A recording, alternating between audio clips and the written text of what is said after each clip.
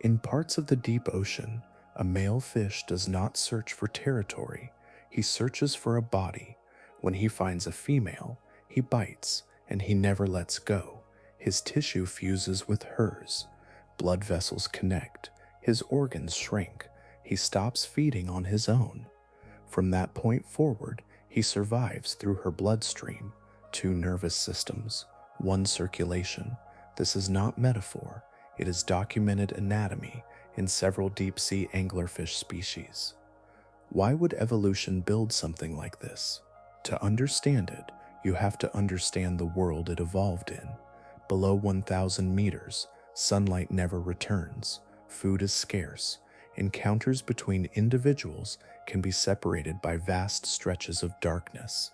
Finding a mate can be the rarest event in a lifetime.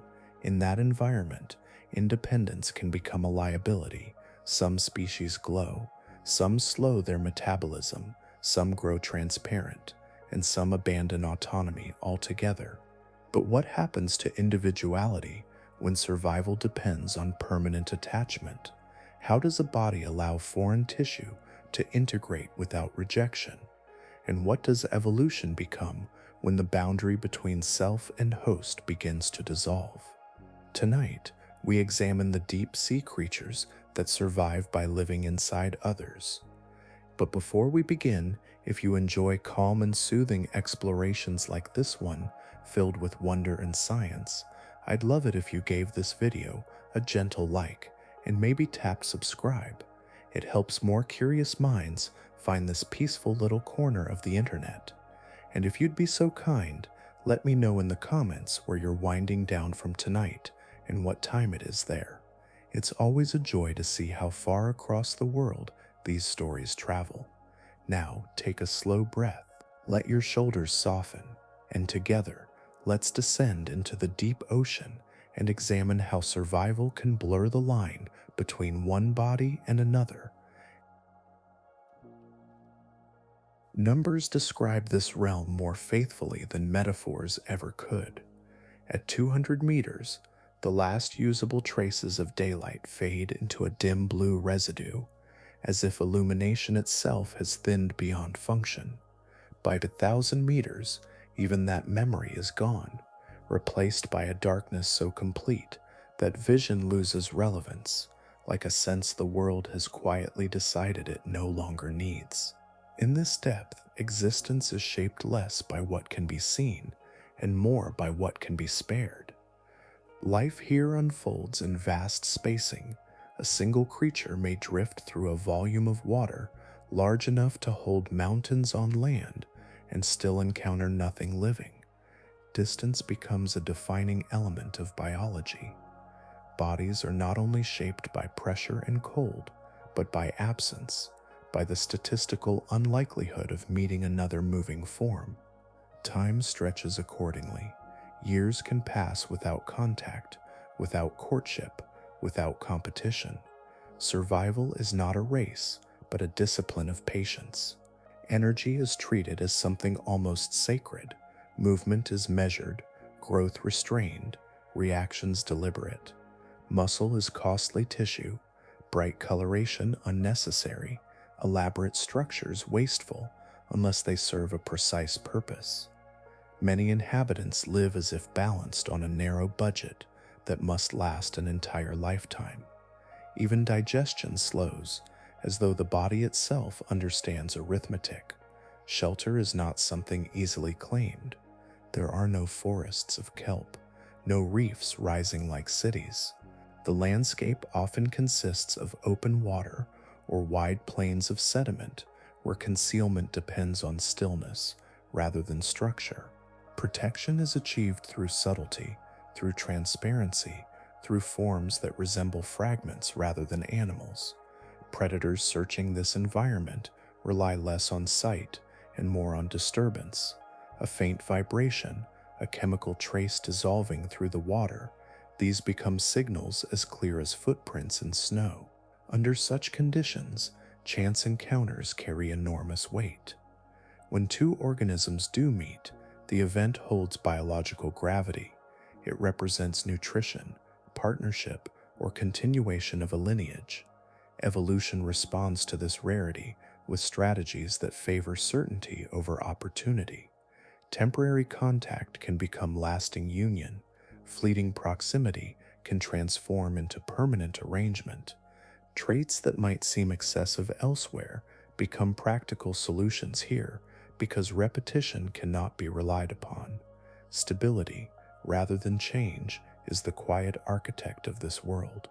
Temperatures remain nearly constant, seasons barely register, storms above seldom disturb the depths below. In such steadiness, relationships between organisms can extend across years or lifetimes without disruption.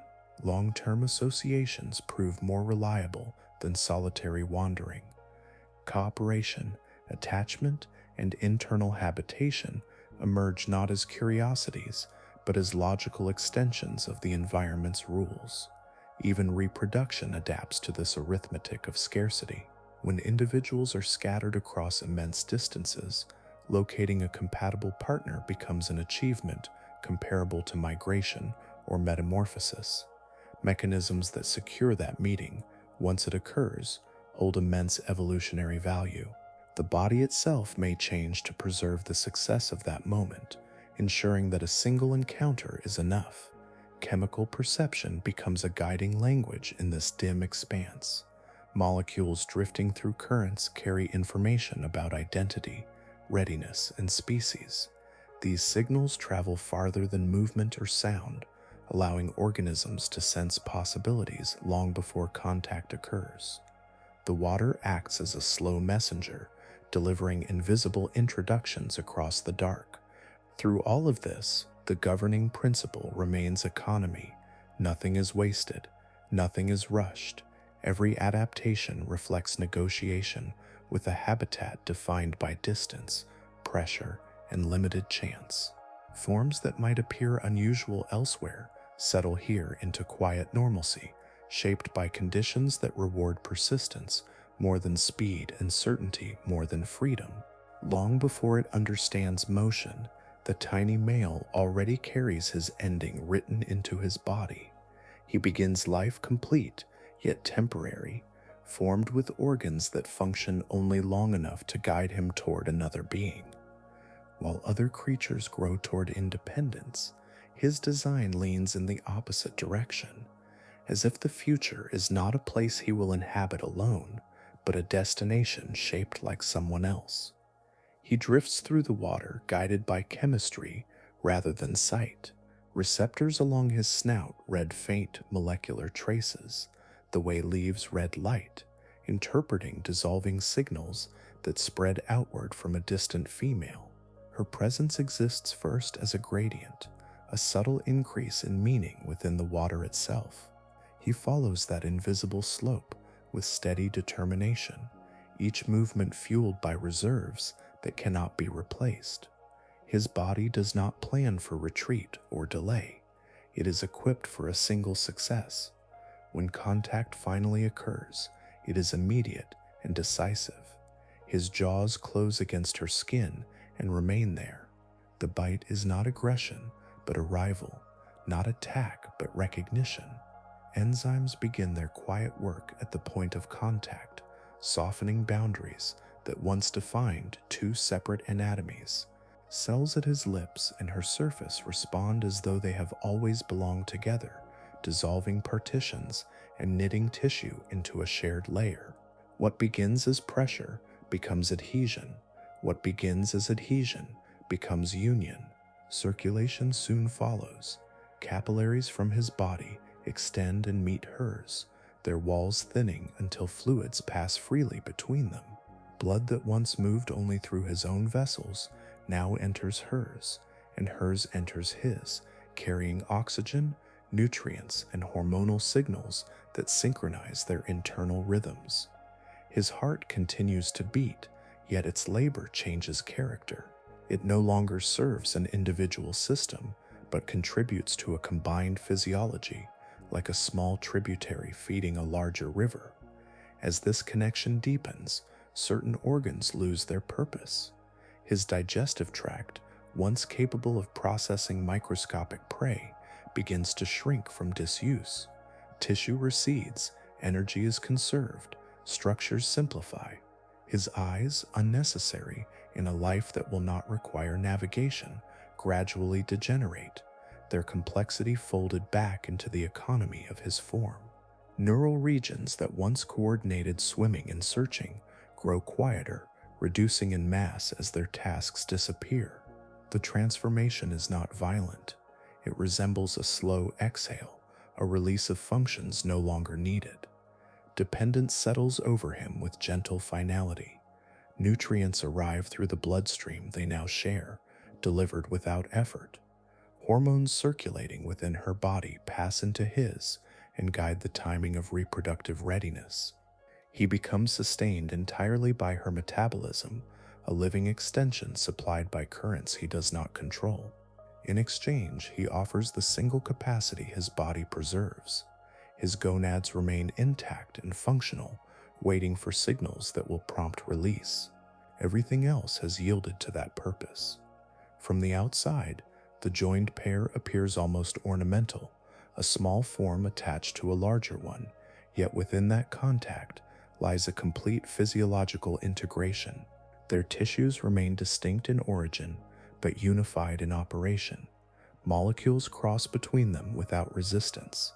Signals travel from her endocrine system into his reproductive cells.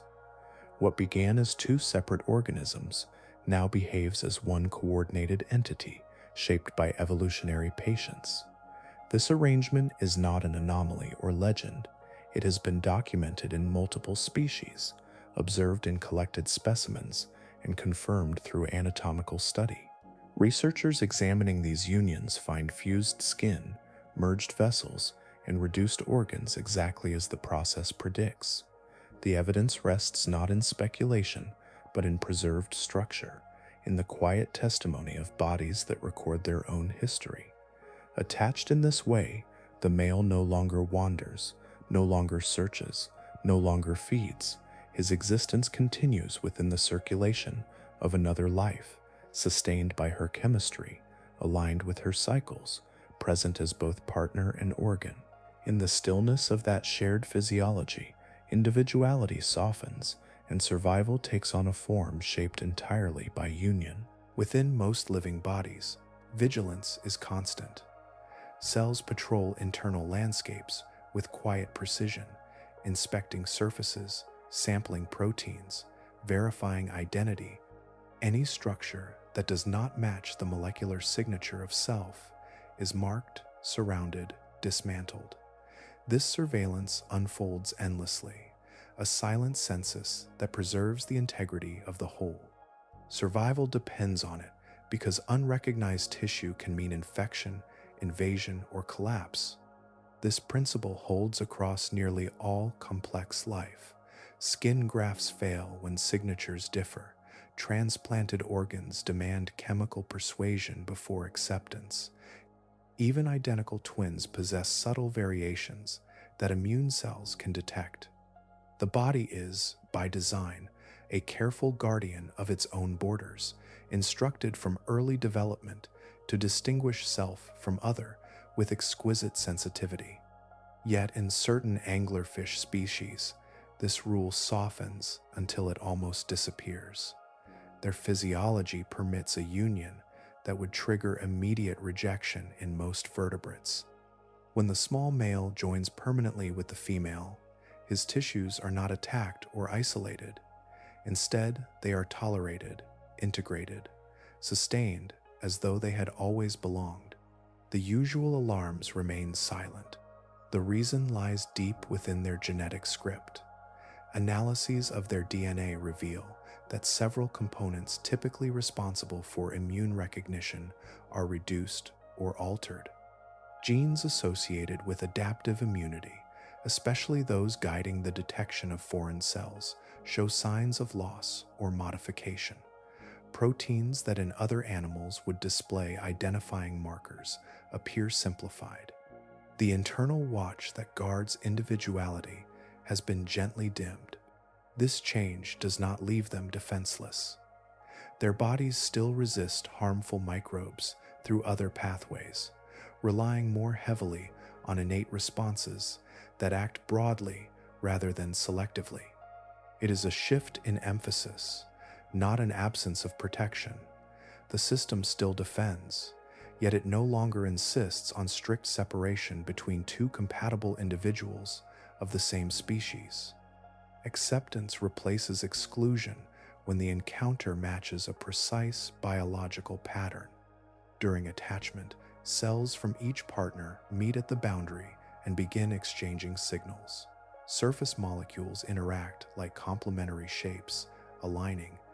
Instead of provoking inflammation, they encourage adhesion, instructing tissues to grow together. Capillaries extend across the junction, guided by gradients of growth factors. Over time, structural proteins weave a shared matrix that stabilizes the connection. The immune system observes this construction and permits it, as though recognizing a sanctioned design. Researchers uncovered these details by comparing genetic sequences across related species, noting which immune genes remained intact and which had faded. The pattern appeared consistently among forms that practice permanent fusion. Laboratory studies of their tissues supported the genetic clues, showing minimal rejection response where other fish would produce rapid cellular attack. Evidence accumulated slowly, each dataset adding another piece to a portrait of deliberate biological tolerance. Such modification represents one of the most unusual immune strategies known among vertebrates. Rather than sharpening discrimination, evolution in this lineage has favored restraint. The cost of misidentifying a mate as foreign would be greater than the risk of allowing union. Over generations, natural selection has adjusted the balance, trimming the machinery of rejection until compatibility can pass unchallenged. Inside these animals, identity becomes a more flexible concept than it is in most creatures. Boundaries exist, yet they are negotiable under the right conditions. Flesh can welcome what it would once have resisted. Circulation can include what began elsewhere. The immune system, often imagined as a strict sentinel, reveals another capacity, the ability to permit connection when survival depends upon it. Probability governs courtship in this realm more than instinct or display. The arithmetic is quiet yet absolute. In some regions, a single animal occupies a volume of water equal to a cubic kilometer, a living presence dispersed within immensity. Distance is not merely space but circumstance, shaping behavior long before any meeting occurs. Lives unfold in parallel, without intersection, each organism carried along its own drifting path, separated not by barriers, but by scale. Because encounters are so uncommon, reproduction becomes an event measured not in seasons, but in lifetimes.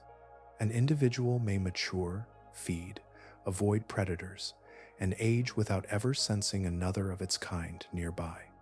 The usual patterns seen in crowded ecosystems, rivalry, elaborate courtship, repeated opportunities, hold little meaning here. Biology cannot depend on repetition when repetition may never arrive. Instead, it must prepare for singularity, for the possibility that one meeting will be the only one. In such conditions, strategies that ensure success during that lone encounter acquire extraordinary value. Traits that would seem excessive in more populated waters become elegantly practical. Attachment that lasts beyond the moment removes uncertainty from the future. A bond that persists guarantees that reproductive cells remain available whenever conditions align. Separation would risk losing the only partner chance has provided, and chance is not generous in this environment. Natural selection shapes bodies according to these probabilities. Over generations, forms that secure continuity outcompete those that rely on luck. The result is not haste but commitment written into anatomy. Structures evolve that hold fast. Signals evolve that maintain coordination. Physiologies evolve that tolerate long union. Each adaptation reflects a simple equation in which certainty outweighs freedom. Independence, once advantageous in crowded habitats, becomes less valuable than reliability. The surrounding water does not change quickly enough to disrupt these arrangements. Temperatures remain steady, currents slow, chemistry stable across long spans of time. In this constancy, a lasting partnership is not a burden but a sustainable state. Two organisms joined together can persist as efficiently as one alone, sometimes more so, because their shared existence removes the need to search again. Energy once spent seeking can be redirected toward growth or reproduction. Even the timing of reproductive cycles adapts to this reality. Instead of brief windows that demand immediate synchronization, physiological readiness can be prolonged. Hormonal rhythms stretch, allowing fertilization to occur whenever environmental cues permit. The presence of a permanent partner transforms reproduction from a race against time into a quiet readiness that endures. Such arrangements reveal how evolution responds not only to predators or food supply, but to the mathematics of encounter. When the likelihood of meeting is vanishingly small, any trait that preserves the result of that meeting becomes precious. A single, successful union may carry the genetic future of an entire lineage. In that light, permanence is not excess. It is prudence shaped by pressure and distance. Across generations, this principle refines itself. Individuals whose bodies hold partners securely leave descendants. Those whose connections fail leave none. Gradually, the population comes to embody commitment as a physical characteristic. What began as variation becomes standard design, until attachment is no longer unusual but expected, an inherited solution to an ancient spatial problem. Here, devotion is not emotion but structure. It resides in tissues, in circulatory pathways, in the silent coordination of two lives sharing one continuity. The surrounding expanse remains vast and indifferent, yet within that breadth, evolution has written a different rule, one that favors constancy over chance and union over solitude. A lattice of glass rises from the seafloor like a delicate cathedral grown rather than built. Its walls are not woven from fiber or stone, but from threads of silica drawn out by living cells, each strand placed with patient precision until a transparent fortress stands complete. Water moves through its corridors in a steady procession, carrying with it grains of nourishment and whispers of distant currents.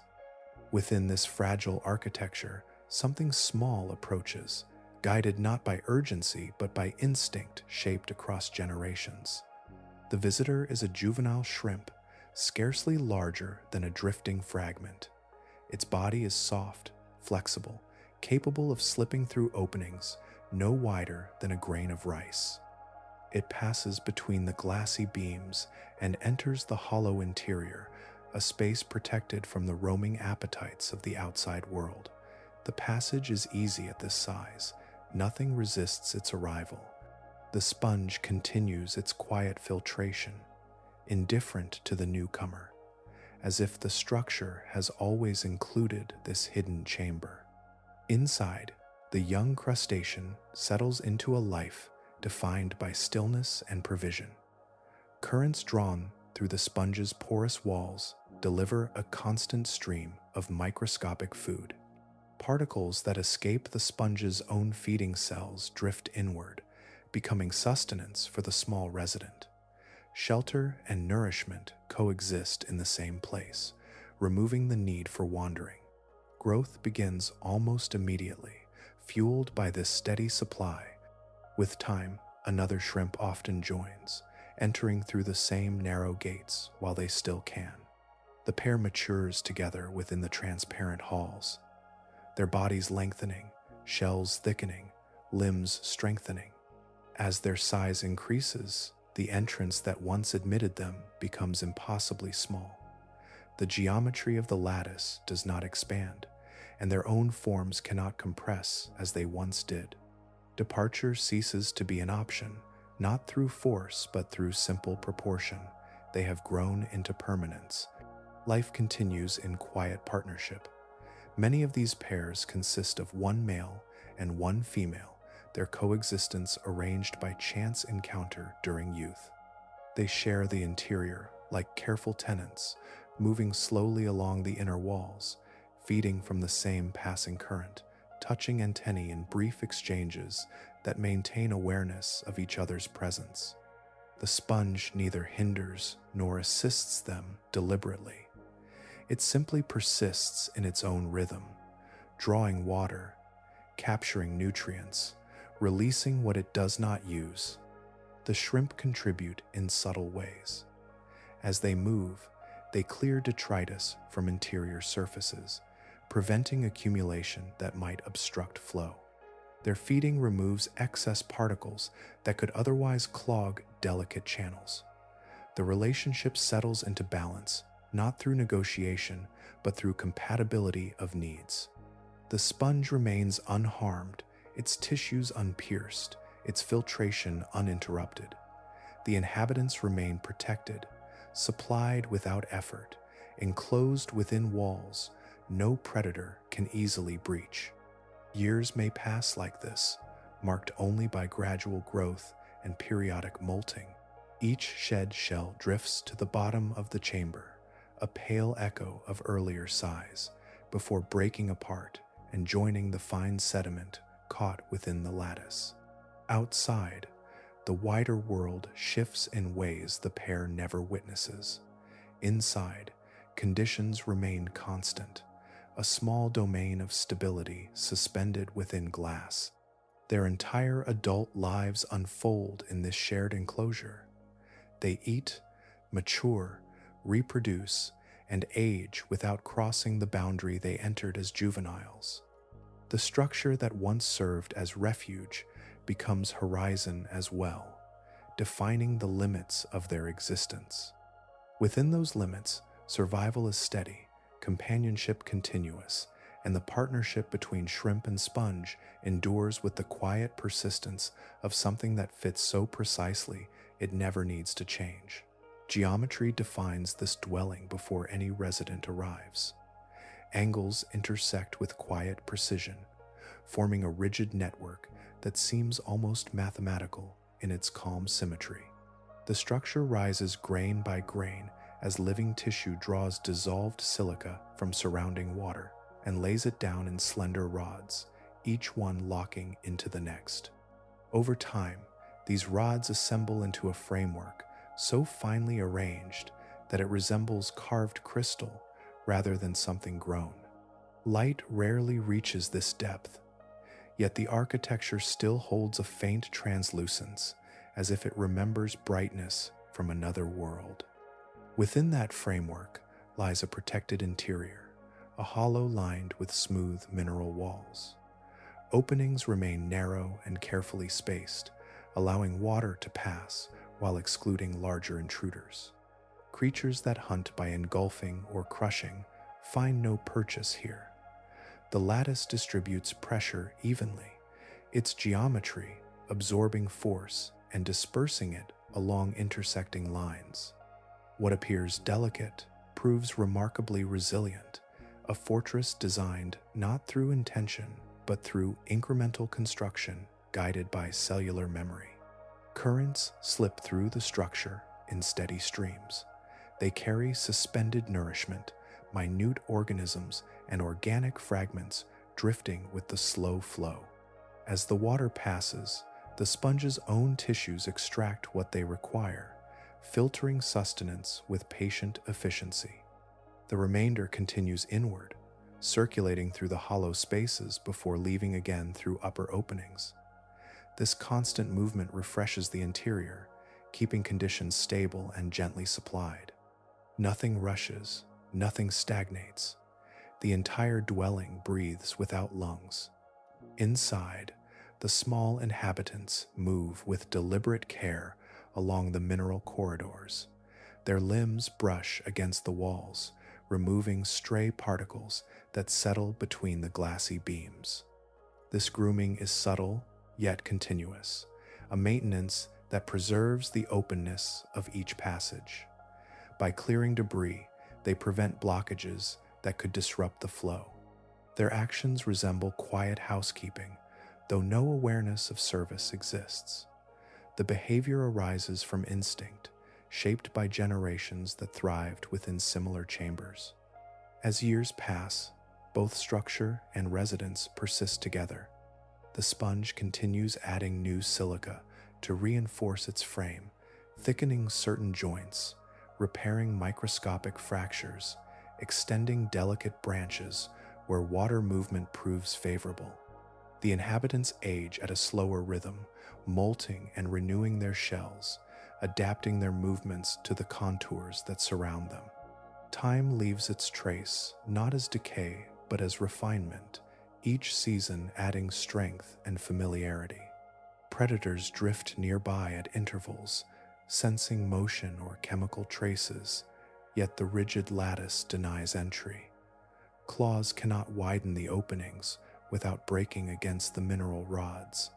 Jaws cannot close around what lies beyond reach. The inhabitants remain visible through the transparent walls yet inaccessible, protected by geometry rather than concealment.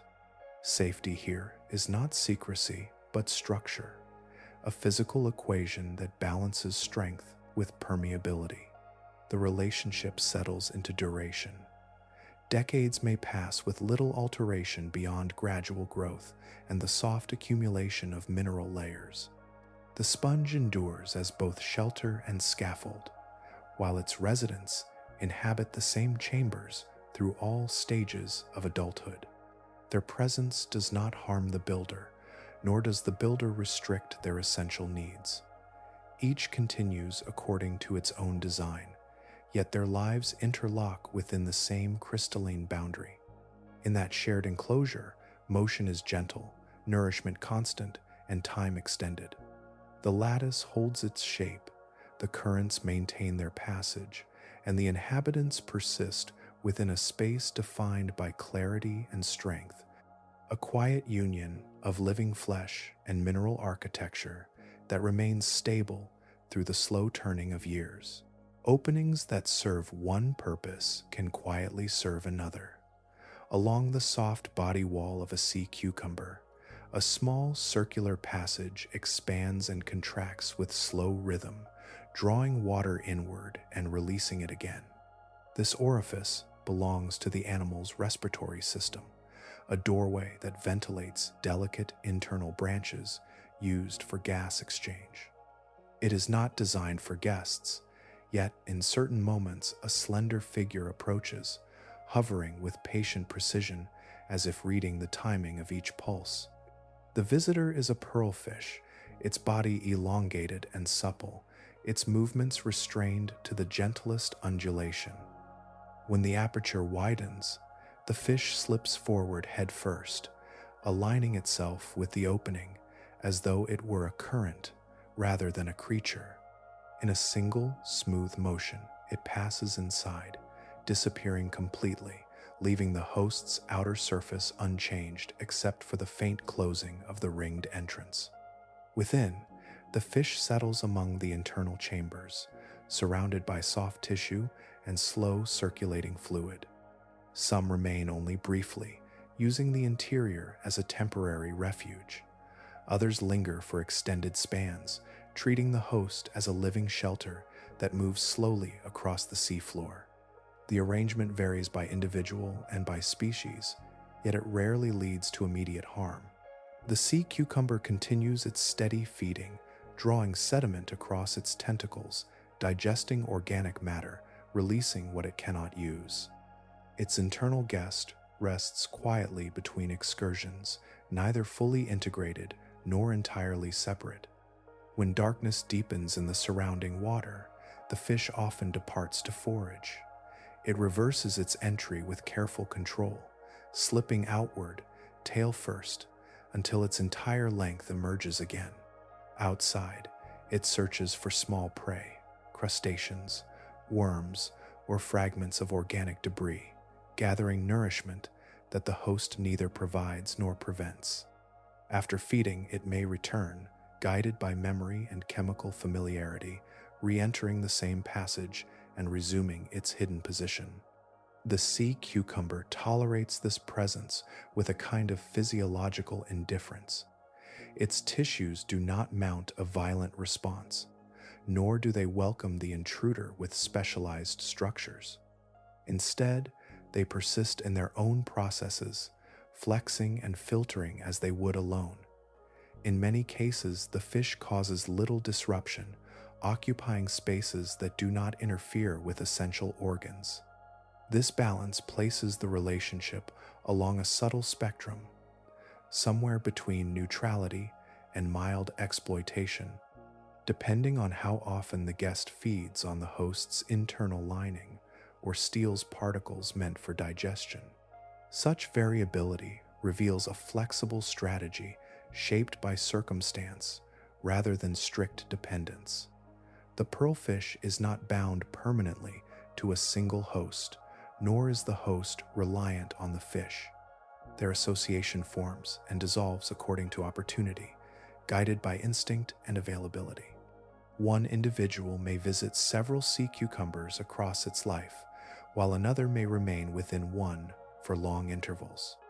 The pattern shifts with conditions, reflecting an adaptability that suits environments where resources and safety appear unpredictably. Inside the soft chamber, the fish rests in stillness, its slender body curved gently along the contours of living walls. Outside, the host continues its unhurried progress across the substrate, carrying within it a transient passenger. Neither fully possesses the other, yet for a time their paths coincide, their lives overlapping within a shared space that exists only as long as the arrangement remains tolerable. Balance often reveals itself not as a fixed point, but as a narrow path traced between opposing outcomes. In living systems, especially those that share space within a single body, this path determines whether two organisms persist together or vanish together. The difference can be subtle, measured not in dramatic conflict, but in small exchanges of energy, tissue, and tolerance that accumulate over time. When one creature takes residence inside another, the arrangement begins as a test. Nutrients pass, cells brush, chemistry mingles. If the visitor consumes too much, damages vital structures, or disrupts essential processes, the host weakens. A weakened host cannot maintain its own life, and without that life, the guest loses its shelter, its food source, and often its future. In this way, excess becomes self-defeating. Destruction of the host is not conquest, but collapse, an end that removes both participants from the living world. Because of this, evolutionary pressures tend to refine such relationships toward restraint. Lineages that exploit their hosts too aggressively leave fewer descendants, since their environment disappears with each victim. Those that draw only what can be spared, or that offer some small stabilizing effect in return, persist across generations. Gradually, through countless cycles of variation and survival, interactions shift toward forms that allow coexistence. The process is not guided by intention, it is shaped by consequence. Inside a host body, conditions remain consistent enough to encourage this refinement. Temperature fluctuates little, chemical composition stays within narrow bounds, and physical protection surrounds the internal space. For a resident organism, such stability can be more valuable than mobility or independence, yet stability must be preserved. Any action that destabilizes the host threatens the resident as well. Over time, natural selection favors traits that minimize harm, such as reduced feeding rates, specialized mouth parts that avoid critical tissues, or behaviors that keep the host functioning normally. These adjustments create a spectrum rather than a single category. Some internal inhabitants exist almost unnoticed, drawing trace nutrients and causing no measurable injury. Others impose mild costs, nibbling or diverting resources in ways the host can endure. Only a few cross into lethal territory, and those rarely persist long in evolutionary history. The balance point lies where benefit, neutrality, or tolerable cost aligns with survival for both. Hosts, in turn, evolve responses that reinforce this equilibrium. Immune reactions may soften toward familiar occupants while remaining alert to harmful invaders. Tissue structures can adapt to accommodate residents without compromising essential organs. Chemical signals may even regulate the presence of internal guests, limiting their numbers or activity. Through these adjustments, the host participates in shaping the partnership not as a passive container, but as an active environment whose conditions influence what can live within. This interplay resembles a quiet negotiation conducted over millennia. Each generation tests slight variations, some harsher, some gentler. Outcomes that preserve both participants continue, while those that break the balance fade. The result is a living boundary, neither strict separation nor complete fusion, but a dynamic middle state where two forms share existence without erasing one another. In such arrangements, survival becomes a shared equation. The resident depends on the host's continued vitality, and the host's tolerance defines the limits of residency. Within those limits, coexistence can persist for lifetimes, sustained by moderation and shaped by the simple truth that endurance favors relationships which do not destroy the bodies that sustain them. Within a body shaped like a quiet vessel, water is drawn inward and released again in a patient cycle that continues without pause. The creature performing this motion is a sea squirt, a soft-walled animal anchored to rock or sediment, its form simple yet precise. Two openings govern its exchange with the surrounding ocean, one admitting the flow, the other returning it. Between these portals, an internal chamber strains suspended particles from the passing stream, gathering nourishment from whatever the current delivers. Inside that chamber, movement sometimes occurs that does not belong to the host. A small crab, scarcely wider than a fingernail, navigates the interior with careful steps. Its shell brushes gently against living walls that flex but do not resist. The crab did not begin its life here.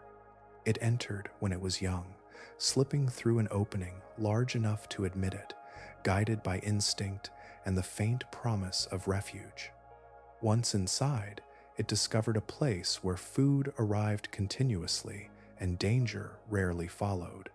The sea squirt feeds by filtration, drawing water across a mucus net that traps edible fragments. Tiny organisms and organic grains adhere to this surface and are conveyed toward the digestive tract. Some of these particles drift loose or settle along the chamber floor, and the resident crab gathers them with delicate claws. It eats what the host misses, collecting nourishment without piercing tissue or interrupting the steady pumping that sustains them both.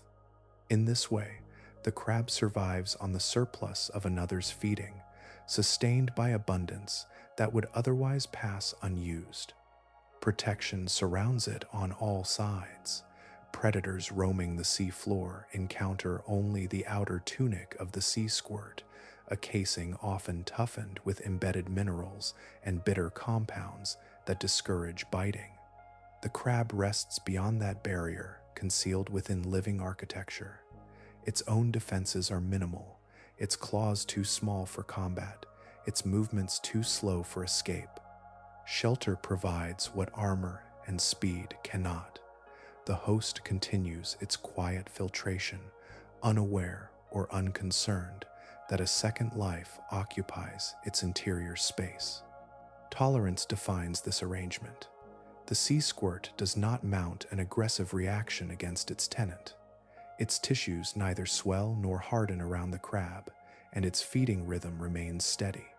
For the host, the presence of the small resident represents little cost.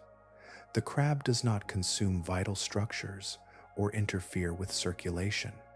It simply inhabits the chamber as a silent companion, taking what drifts free and leaving the rest untouched.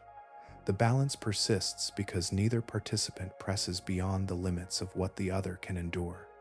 As the crab grows, it adapts its posture to the curved walls, learning the contours of its enclosed world. Molting occurs within this chamber, each shed shell abandoned like a translucent echo before being carried away by the outgoing flow. Time passes in this shared interior, marked only by gradual enlargement and the steady cadence of water entering and leaving. Outside events seldom intrude. Storms above, migrations nearby, and distant disturbances fade before reaching this sheltered hollow. The partnership remains simple, lacking ceremony or signal. The host filters, the crab feeds. Both continue according to their own design, their lives intersecting within a space neither built for the other yet suited to both. In that quiet coexistence, survival is sustained not by struggle or dominance, but by a gentle alignment of needs, a small harmony maintained within the soft chamber of a living tide. Near fractures in the ocean floor, the planet releases its interior breath. Mineral-rich fluids rise from beneath the crust, carrying dissolved compounds that would be toxic in most habitats, yet here become the foundation of life. In this dim region, nourishment does not descend from above or drift from distant shores. It emerges from stone itself, drawn upward in shimmering plumes that reshape the chemistry of the surrounding water. Amid these vents, live animals whose bodies reveal an unusual decision made long ago by evolution. They possess no mouths, no digestive tracts, no visible means of consuming food. Their forms rise like pale columns anchored to the substrate, motionless except for gentle ripples along their outer surfaces.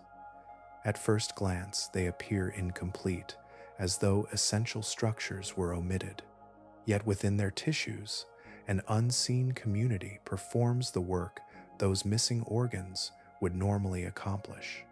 Inside specialized chambers runs a dense population of bacteria housed in cells designed to sustain them. These microscopic residents do not rely on sunlight or drifting prey. Instead, they draw energy from chemical reactions, transforming compounds such as hydrogen sulfide and dissolved minerals into usable organic molecules. The process resembles an invisible alchemy, where substances rising from the Earth's interior are converted into nourishment through metabolic pathways that operate silently within living tissue. The host animal supports this internal colony with steady precision. Its circulatory system transports oxygen from the surrounding water and delivers it to the bacteria, along with the raw chemicals they require. Blood pigments bind these substances and release them where they are needed, maintaining a balance that keeps the microbial population active yet contained. In return, the bacteria synthesize nutrients that diffuse into the host's cells, feeding it continuously. Neither partner could perform this cycle alone. Together they form a single functional system composed of distinct lives. This relationship extends beyond individual bodies. Entire communities cluster around vent fields, their existence anchored in similar partnerships. Each organism that relies on internal microbes becomes part of a wider network powered by chemical transformation. The vents supply the raw material, the bacteria convert it, and the hosts distribute the resulting energy through the ecosystem. Predators feed on these animals, Scavengers consume what remains, and all of it traces back to reactions occurring inside microscopic symbionts sheltered within flesh. The arrangement demands careful harmony. If the bacterial population grows too dense, it could overwhelm the host's tissues.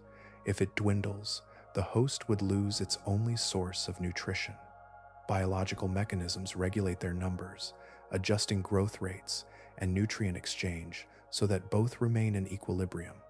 The host's cells create an environment that encourages cooperation, providing protection from external fluctuations while preventing uncontrolled expansion. Stability emerges from this mutual regulation, refined across generations that prospered only when balance held. Without these internal partners, the host would possess structure but no sustenance. Its tissues would lack the means to produce energy, and its still form would fade.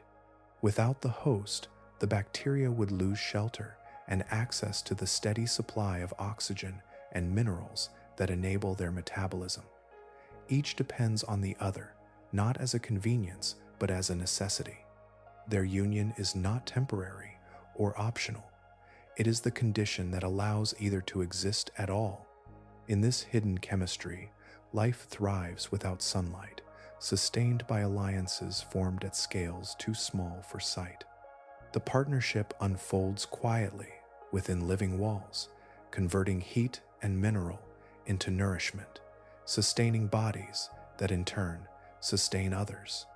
Through such unions, entire ecosystems draw vitality from the interior of the earth, their persistence rooted in cooperation, carried inside the smallest inhabitants.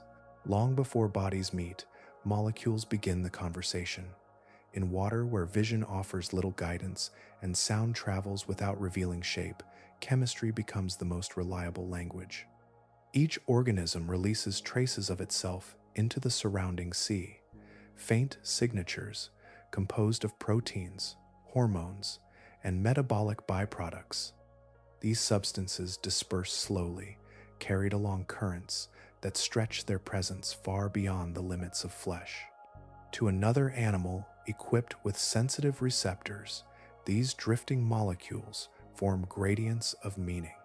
Cells lining antennae, snouts, or skin bind specific compounds with remarkable precision, converting chemical contact into neural signals. A slight increase in concentration can indicate direction. A subtle variation in composition can distinguish species from species, maturity from immaturity, readiness from dormancy. The water, though dark and expansive, becomes mapped by scent. For those seeking mates, this chemical mapping is essential. An individual releases pheromones that reflect its reproductive state, broadcasting readiness in a form that persists longer than movement or sound. A distant counterpart, tuned to recognize that signal, begins to navigate along its slope. The path may curve with shifting currents, yet the gradient remains a guide. Step by step, or fin stroke by fin stroke, the seeker approaches not an image but an invisible trail. This process reduces uncertainty in a realm where encounters are rare. Without chemical communication, proximity would depend almost entirely on chance. With it, even sparse populations can align their trajectories. The precision of these signals also prevents misdirection. Closely related species often inhabit similar regions, yet their molecular signatures differ in subtle but decisive ways. Receptors evolve to recognize one pattern will ignore another, reducing the risk of attachment to an incompatible partner. Chemical cues guide more than reproduction. For organisms that spend part of their lives inside hosts, selection must occur before contact becomes permanent. Larval stages drift through the water column, carrying receptors attuned to specific compounds released by suitable hosts. The scent of a sponge, a sea squirt, or another shelter-bearing organism can draw them closer, while the absence of that signature leads them onward. In this way, the first decision is made at the molecular level long before any physical boundary is crossed. Such specificity protects both parties. A host benefits when only compatible residents respond to its chemical profile. Unsuited organisms pass by, untriggered, unable to recognize the invitation. The potential resident avoids costly mistakes, conserving energy by approaching only those bodies capable of sustaining it. Chemical communication thus acts as a filter, narrowing vast possibility into precise alignment.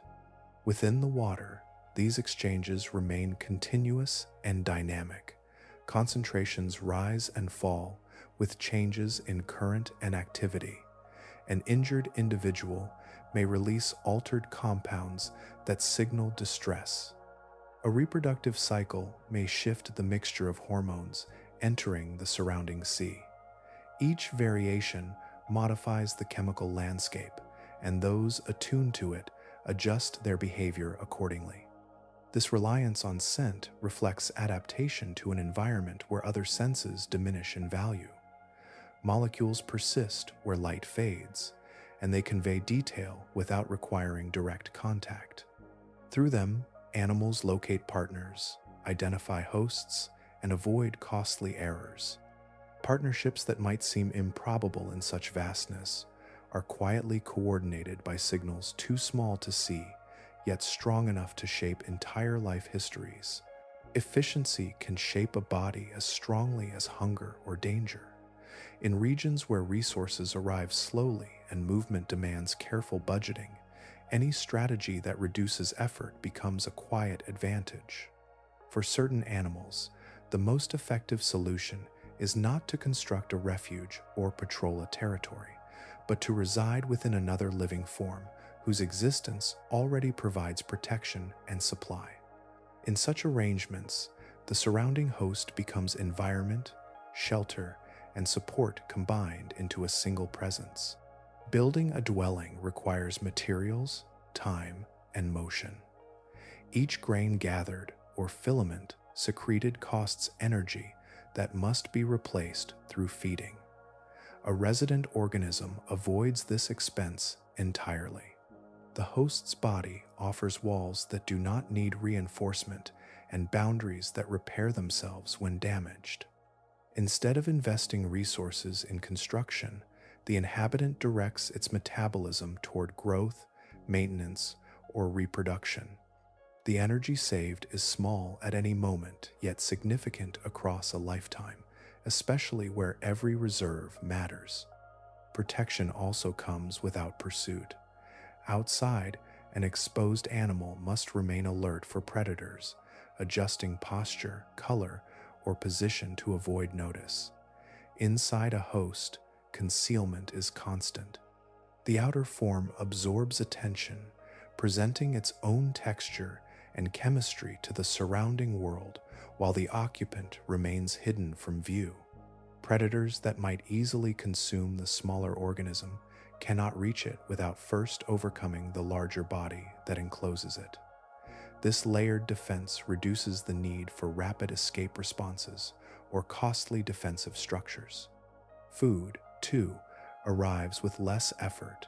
A host that filters water, digests sediment, or circulates internal fluids generates a steady flow of nutrients. Particles that escape the host's capture or diffuse through its tissues become available to the resident.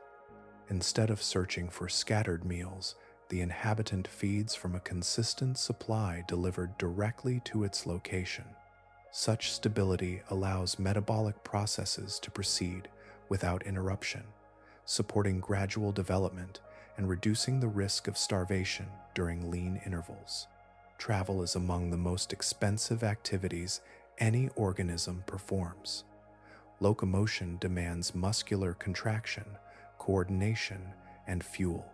For a creature living within another, movement can be minimized or abandoned altogether. The host's own motions carry it through the environment, transporting its passenger without additional cost.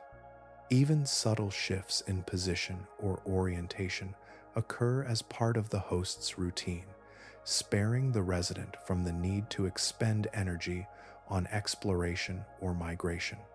Distance is crossed without effort, and new conditions are encountered without deliberate search. Over generations, these advantages influence anatomy and behavior. Species adapted to internal living often develop reduced musculature, simplified sensory organs, or streamlined forms suited to confined spaces. Such traits reflect a life in which speed, vigilance, and construction matter less than compatibility and efficiency. The body reshapes itself according to the economy of its surroundings, shedding structures that no longer serve a purpose and refining those that support its specialized existence. This economy does not imply passivity. The resident still regulates its internal chemistry, repairs its tissues, and responds to signals from its environment. Yet the baseline cost of living is lowered. With shelter provided, predators kept at bay, nourishment steady, and travel unnecessary, energy can be allocated to processes that extend survival or ensure continuation. In this way, inhabiting another body becomes not a limitation but a carefully balanced strategy, one that transforms the challenge of scarcity into an opportunity for conservation. Beginnings are often measured in fractions rather than fullness.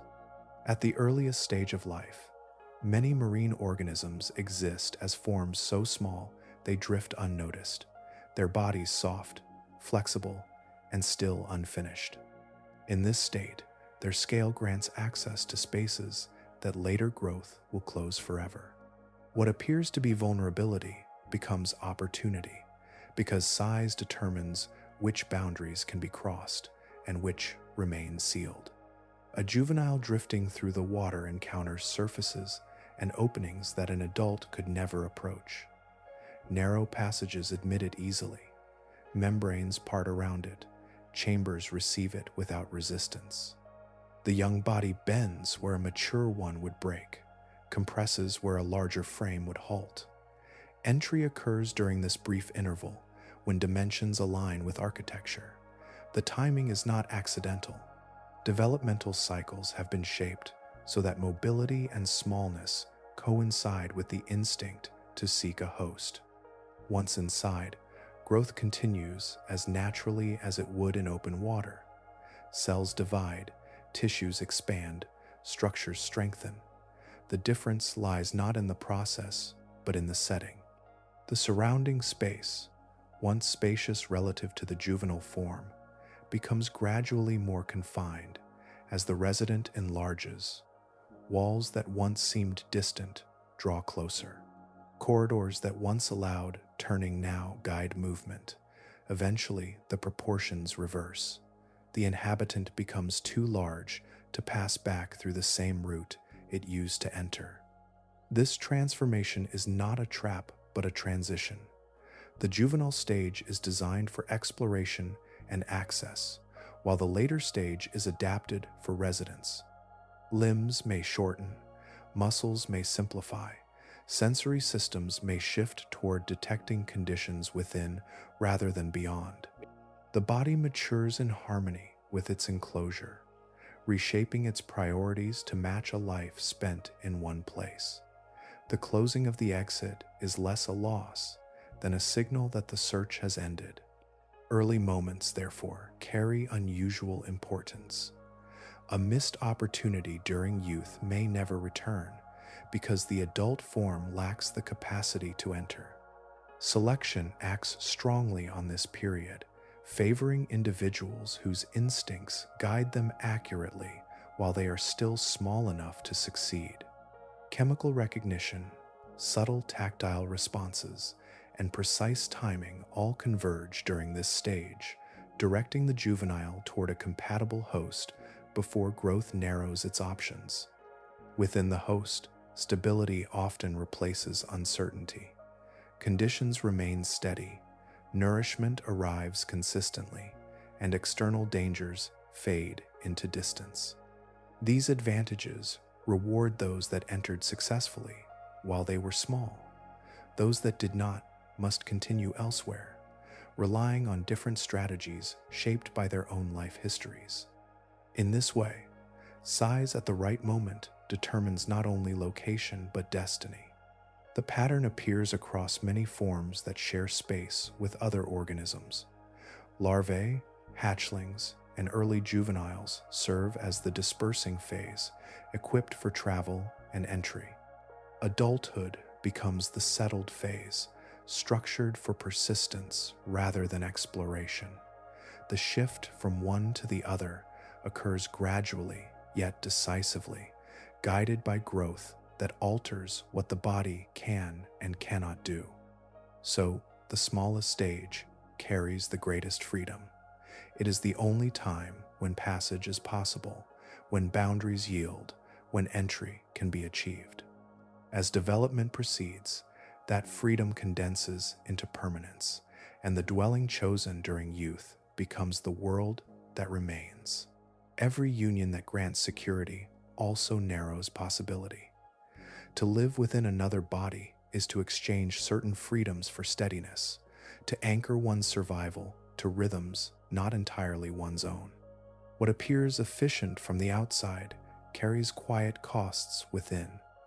Dependence reshapes not only anatomy but fate, binding one life to the vulnerabilities of another. Independence allows movement, choice, and response to changing conditions. An organism that lives freely can abandon a declining habitat, seek new resources, or avoid emerging threats. A resident, bound to a host, relinquishes much of that flexibility. Its environment becomes singular and fixed, defined by the physiology and behavior of its partner. If conditions shift beyond what the host can endure, the inhabitant cannot simply depart. Its world contracts to the boundaries of shared survival. The most immediate cost is final and unavoidable. When a host dies, the resident's refuge disappears with it. Nutrient flow ceases, protective tissues degrade, internal stability dissolves. In many such partnerships, the dependent organism cannot survive long outside its host's body. What once provided shelter becomes a vanishing scaffold. Life that evolved to exist within another cannot easily revert to autonomy. The loss of the host becomes the loss of both. This linkage extends beyond individuals to populations. Species that rely on permanent attachment or internal habitation often encounter mates in highly specific ways. Reproduction may depend on proximity within a host or on rare events that align two compatible individuals. Such constraints can limit genetic mixing. When pairings are infrequent or restricted, diversity narrows. A population shaped by few successful unions may carry less variation to buffer against environmental change. Evolution accepts these trade-offs because advantages outweigh risks under certain conditions. In stable environments where hosts persist reliably, dependence offers consistency that solitary life cannot match. Energy savings, protection, and guaranteed reproduction strengthen lineages across generations. Yet the same specialization that secures survival in one era can render a species fragile in another. If host populations decline, if chemistry shifts, or if new pressures arise, the dependent species has fewer pathways for adaptation. Anatomy reflects this narrowing. Structures unnecessary for external living may diminish or disappear, while those supporting internal existence become refined. Over time, reversal becomes improbable. Muscles once used for exploration weaken, sensory systems attuned to wide spaces simplify, digestive organs shrink if nourishment arrives directly from the host. Each reduction deepens reliance, weaving dependence into the very fabric of the body. Still, these costs do not imply failure. They represent calculated outcomes of evolutionary history, shaped by context rather than preference. Where independence proves inefficient or uncertain, commitment becomes a viable strategy. The balance between freedom and security shifts according to environment, and life adjusts accordingly. In this delicate accounting, survival is never without price. To share a body is to share risk, to align destiny with another organism's endurance. Some lineages flourish under this arrangement for millions of years, sustained by hosts that remain abundant and stable. Others fade when circumstances change. The cost of dependence remains constant, even when its benefits appear profound, a reminder that every biological solution carries within it the seeds of its own limitation. Signals travel through living bodies as faint currents, each impulse carrying instructions that sustain motion, perception, and balance. In most creatures, these messages remain enclosed within a single nervous system, a private network whose boundaries define the self. Yet in certain unions, two distinct systems persist side by side, sharing space without blending into one. Their coexistence depends not on fusion but on coordination, a quiet arrangement in which separation is preserved even as contact endures. Within such pairings, each brain continues to function according to its own structure. Neural pathways remain intact, reflexes unchanged, sensory circuits responsive only to their original tissues. Electrical impulses do not cross from one nervous system into the other, and no shared neurons form between them. The architecture of each mind stays complete, like two constellations occupying the same sky without overlapping. Identity is maintained at the level of cells, even while bodies remain physically joined. Communication arises instead through chemistry. Hormones released into shared fluids drift between partners, carrying information that both can interpret. These molecules act as messengers that do not require direct neural connection. A shift in one body's internal state alters the composition of circulating signals, which the other perceives through receptors attuned to those changes. In this way, coordination emerges from exchange rather than merger, allowing actions to align without surrendering independence of thought. Behavior adapts to sustain this balance. Movements become measured, avoiding strain at points of attachment or contact. Reflexes that might once have caused separation soften over time, replaced by responses that tolerate the presence of another organism. The adjustment is gradual, shaped by repeated interaction and reinforced across generations. Individuals that remain calm and compatible persist, while those whose reactions disrupt the partnership do not endure. Through this quiet filtering, tolerance becomes instinctive. Sensory awareness also shifts. A resident organism may no longer rely on distant cues, focusing instead on signals that originate within its immediate surroundings. The host, in turn, may become accustomed to constant contact, its nervous system learning that the attached presence is neither threat nor prey.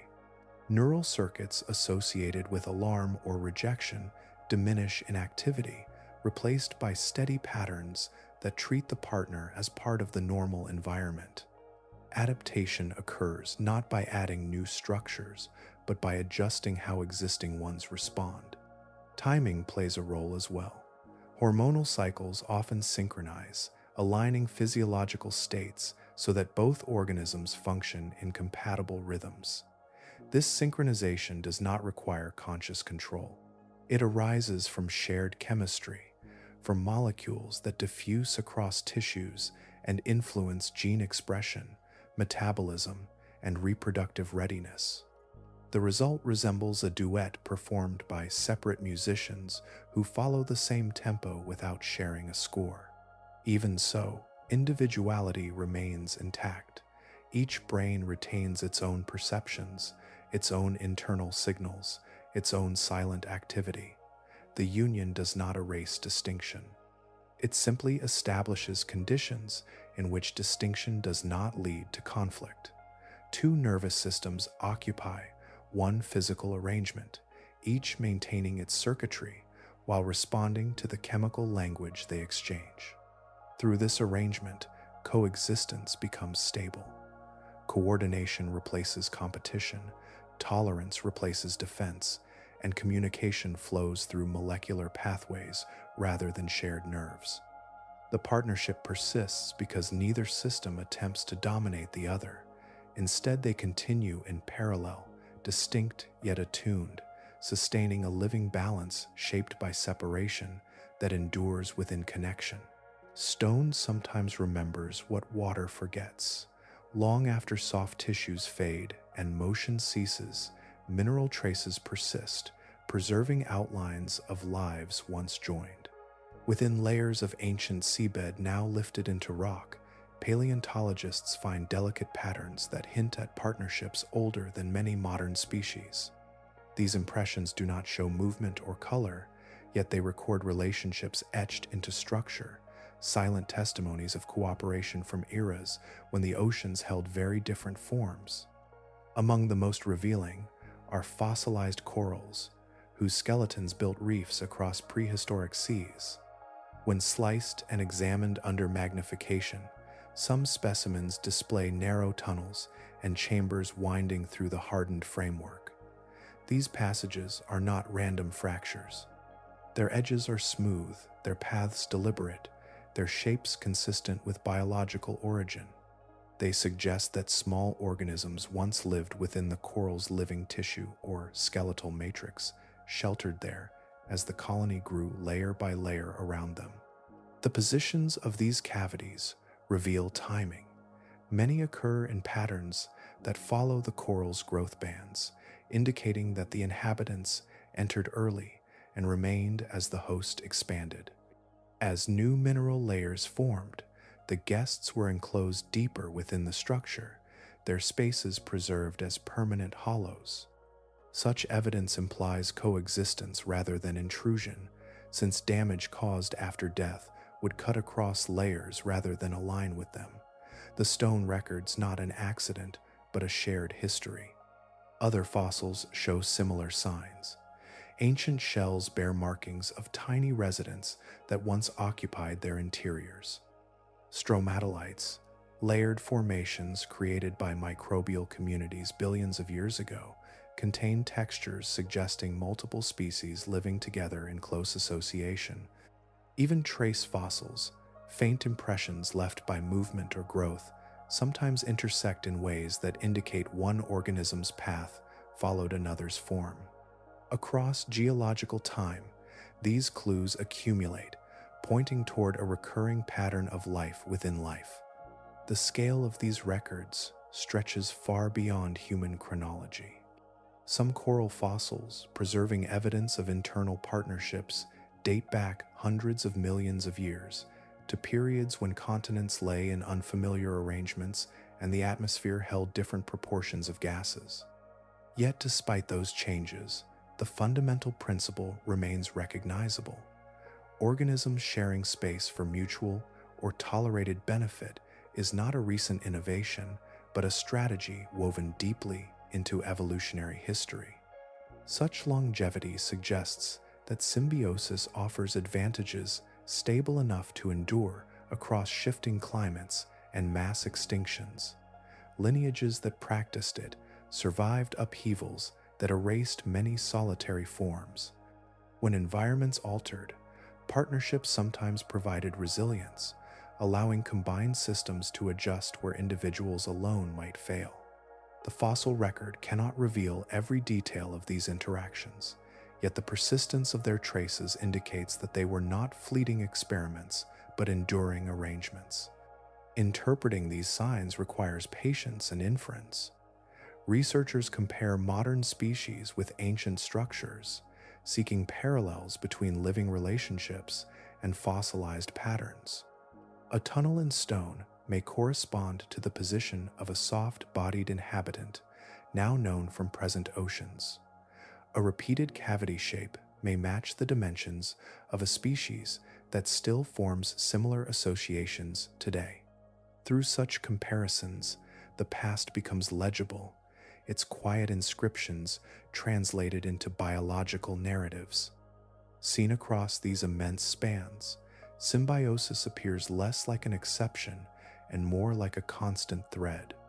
The partnerships observed in modern seas echo arrangements established long before mammals walked on land or flowering plants colored the continents. In mineralized skeletons and layered reefs, the record persists, showing that cooperation between different forms of life has been shaping survival for ages beyond counting, inscribed patiently in stone by time and tide. Constancy shapes life as powerfully as scarcity. In the deep ocean, change arrives slowly, if at all.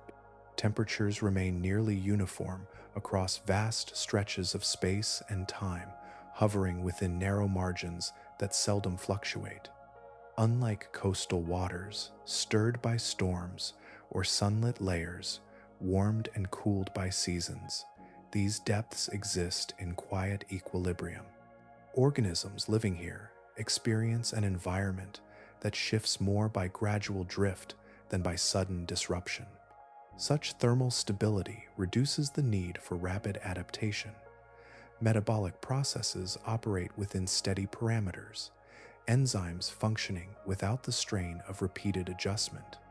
When bodies can rely on consistent conditions, long-term arrangements become feasible.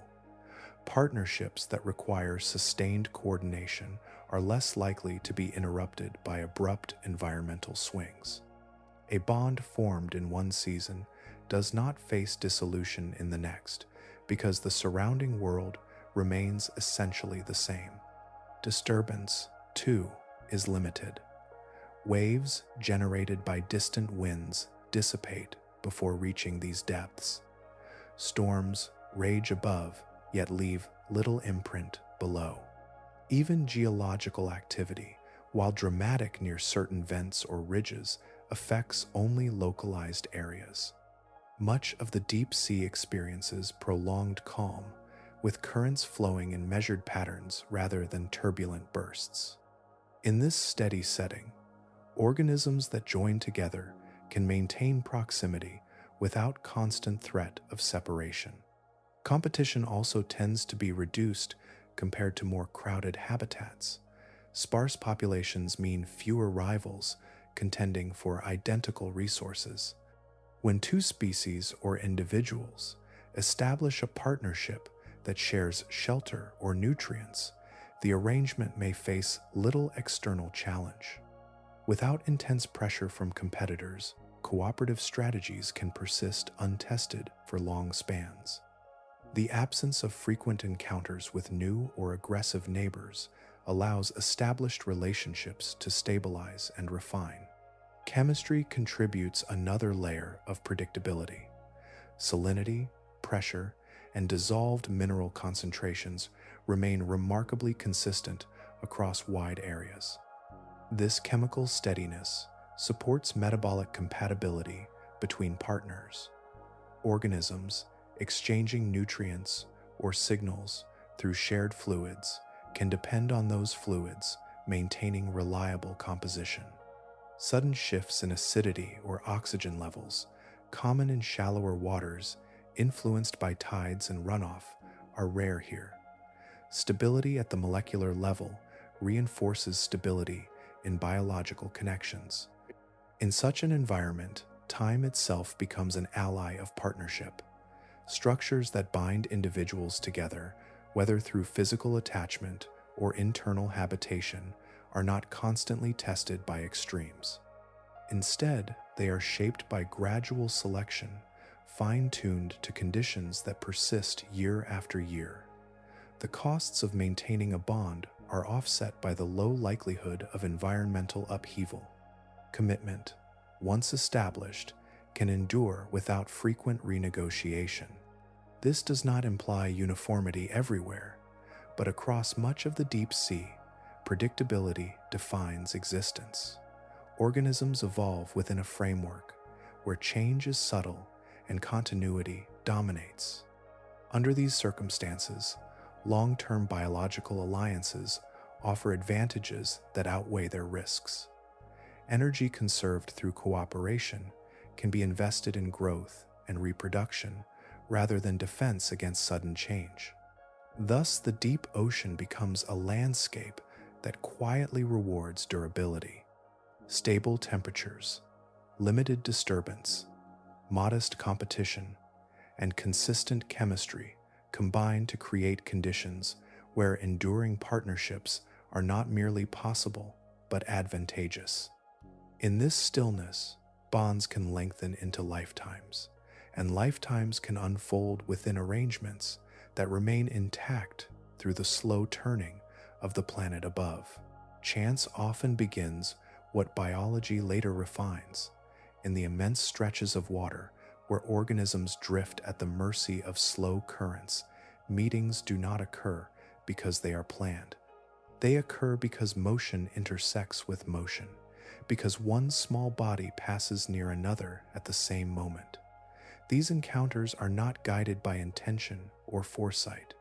They arise from the simple geometry of movement, from paths crossing in a space large enough to make any crossing remarkable.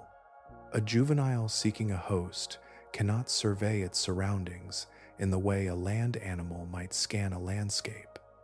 Instead, it travels through gradients of dissolved chemicals that thin and strengthen like faint trails. These gradients do not point with certainty. They suggest direction, offering hints that may lead toward a compatible body or away from it.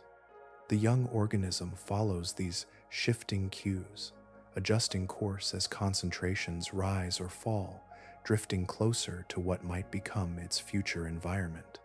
Many of these journeys end without success. A gradient may fade before the source is found. A promising signal may belong to a species that cannot support the traveler. In such cases, the organism continues on, its path redirected by currents or by the next faint trace that reaches its sensory cells. Survival depends on persistence through these uncertainties. Only a fraction of attempts lead to a suitable host, and only those that do contribute to future generations. Across evolutionary time, this process resembles an extended experiment conducted without awareness. Countless individuals encounter unsuitable partners and fail to survive. Others arrive at bodies whose chemistry, structure, and tolerance align precisely with their needs. Those successful matches endure, and the traits that guided them become more common. Sensory receptors grow more attuned to specific molecules. Behaviors that favor correct approach are reinforced. Gradually, what began as coincidence becomes more reliable, shaped by the accumulation of past outcomes. Still, randomness never disappears entirely. Currents shift, populations move, chemical signals disperse unevenly. Even a perfectly adapted organism cannot guarantee that it will meet the right host. The environment retains its unpredictability, preserving a role for chance in every generation. Adaptation narrows possibilities, yet it cannot eliminate uncertainty. Life continues to depend on encounters that occur only when timing and position align. When a suitable meeting does happen, the result carries unusual weight. A successful pairing may sustain two organisms for years, anchoring one life within another and securing resources that would otherwise remain out of reach. That stability, once established, stands in contrast to the long period of drifting that preceded it. The quiet union reflects not only compatibility, but also the rare convergence of paths within an immense environment. Thus, the search for a host unfolds as a balance between guidance and accident. Chemical signals provide direction. Inherited traits improve recognition. Yet the final moment depends on proximity that cannot be predicted. Evolution shapes the senses that interpret the water, but it leaves room for the unpredictable currents that carry bodies together.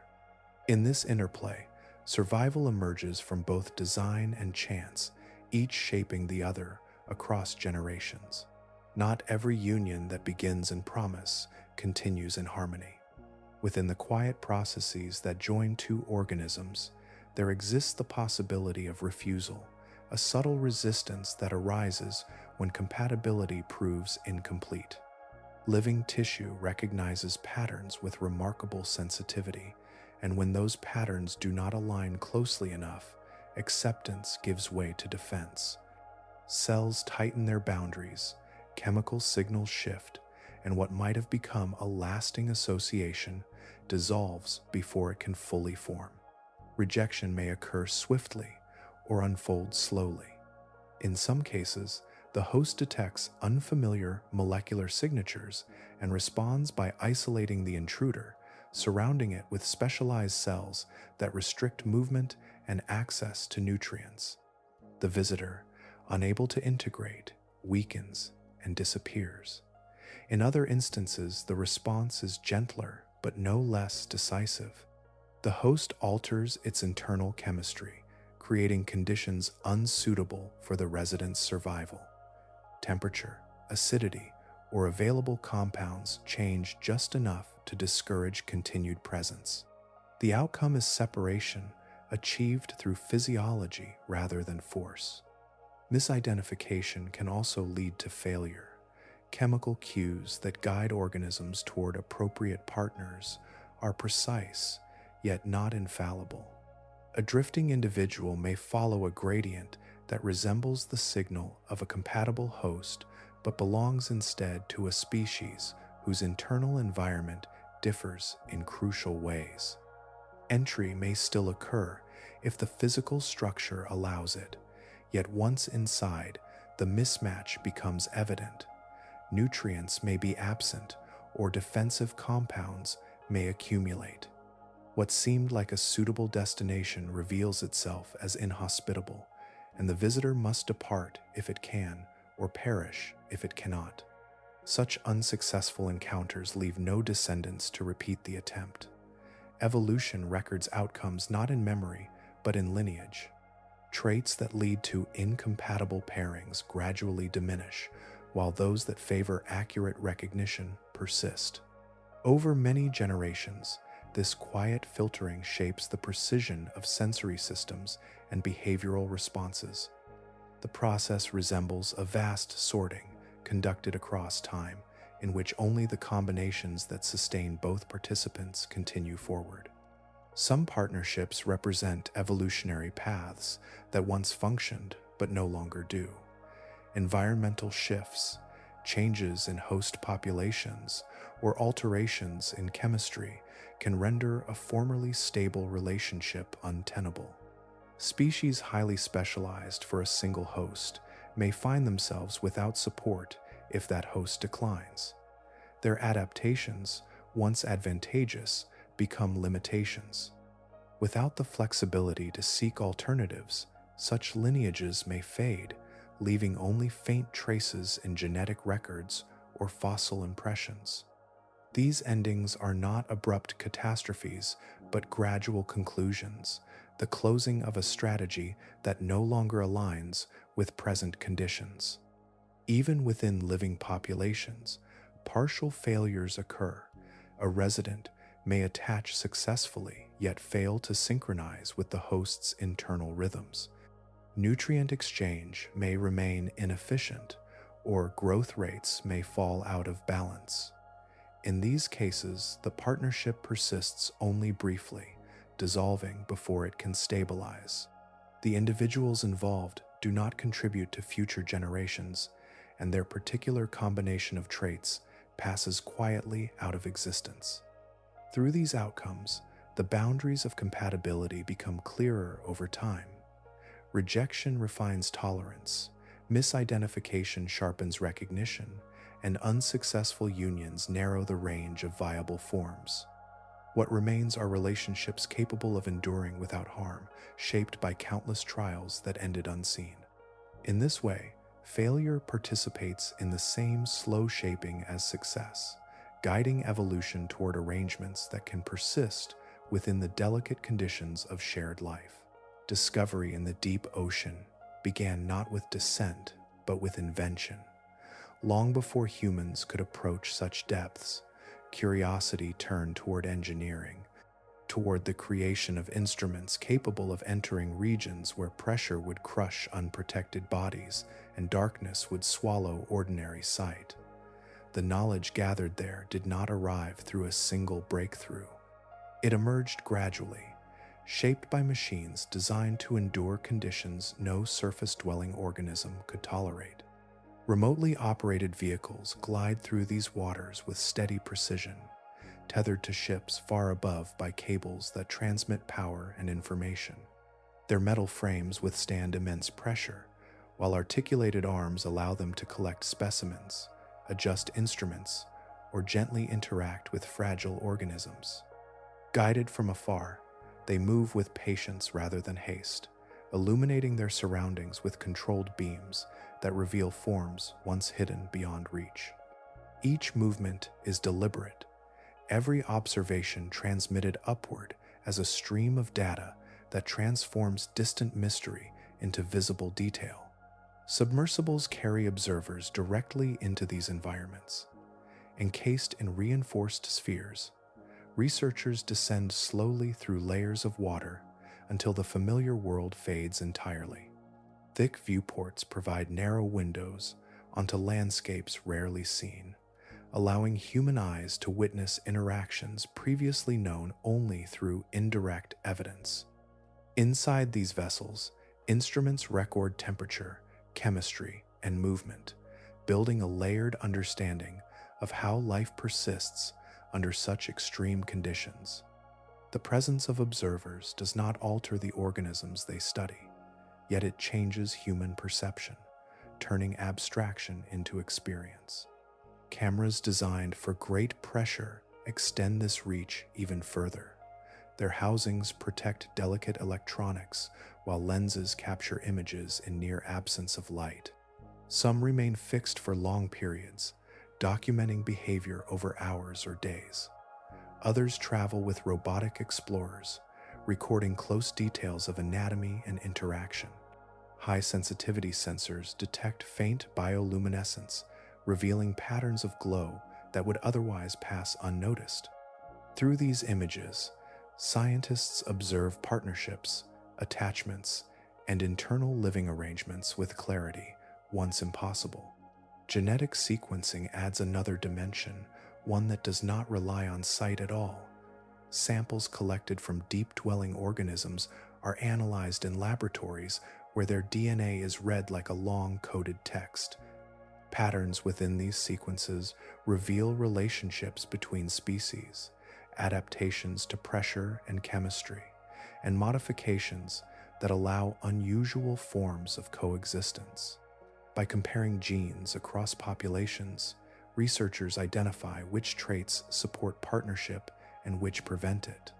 The information does not appear as pictures, but as ordered letters, each arrangement offering clues to evolutionary history.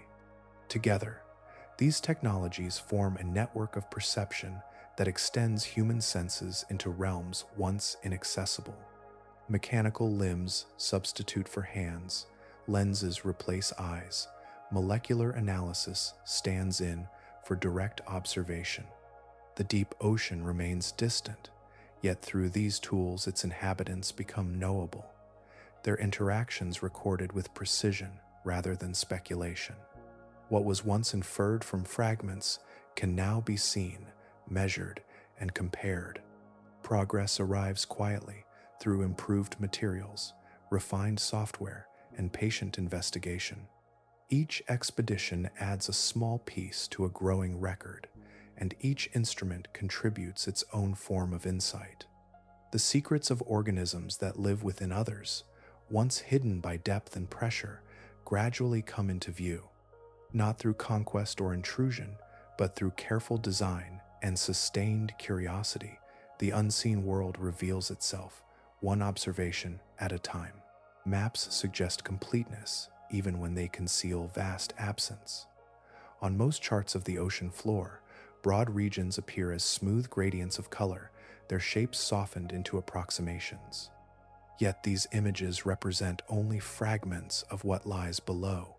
Less than 20% of the seafloor has been mapped in detail, leaving the majority recorded only in rough outlines.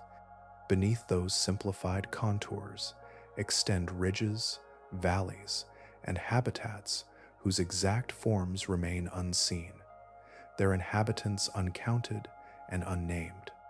Exploration of such depths proceeds slowly because each journey demands careful preparation.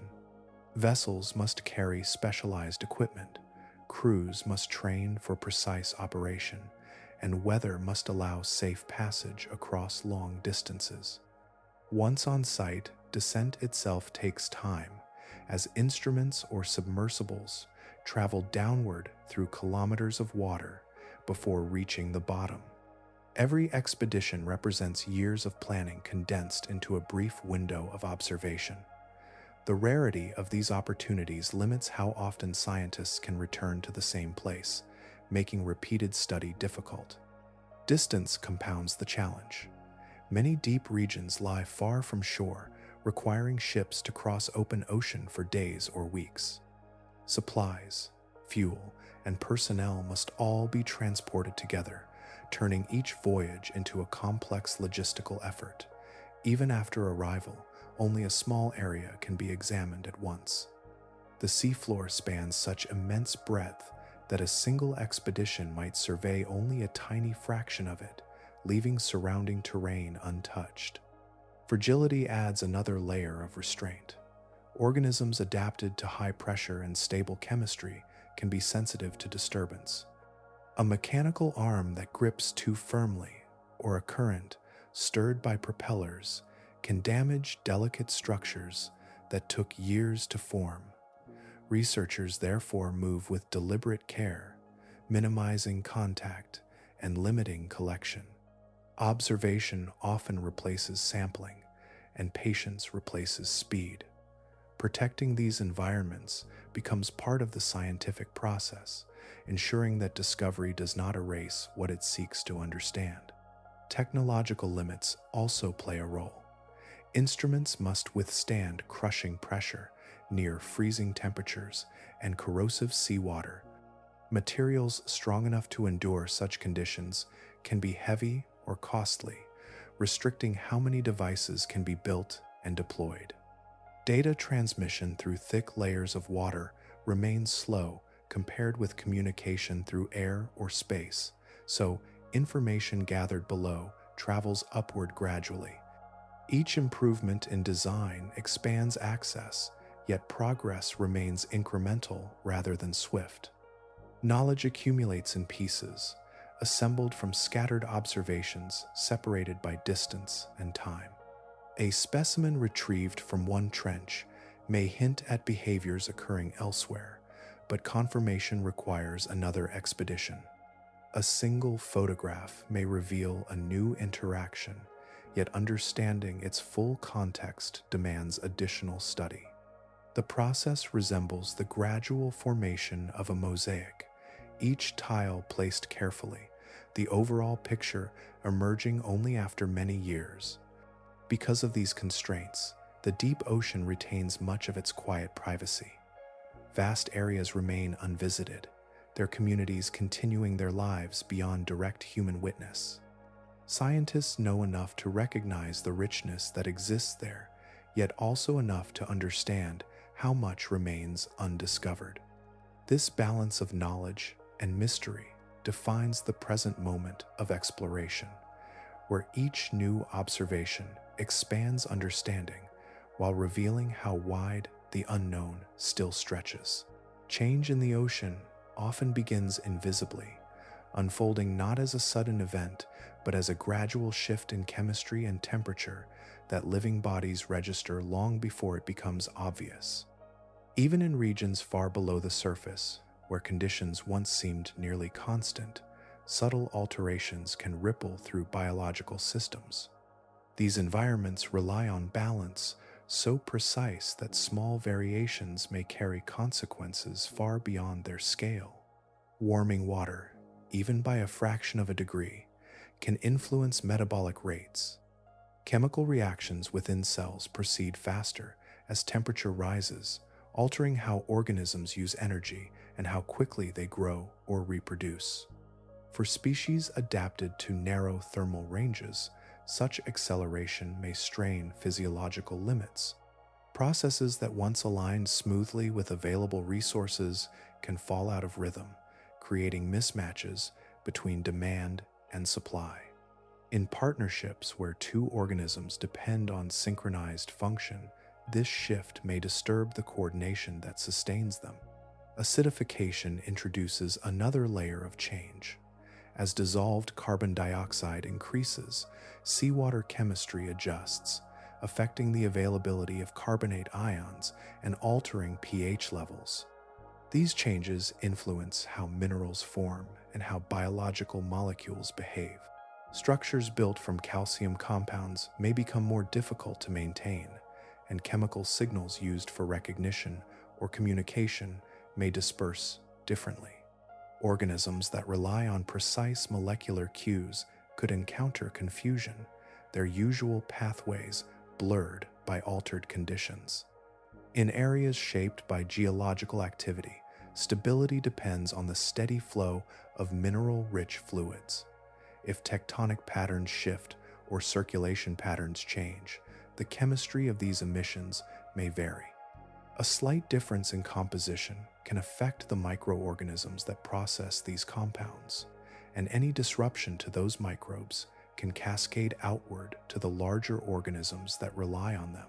Partnerships sustained by chemical exchange depend on constancy in those exchanges. When the source fluctuates, the entire system must adjust or decline. Such systems are finely tuned, not fragile in the sense of weakness, but sensitive in the way a precise instrument responds to the slightest adjustment.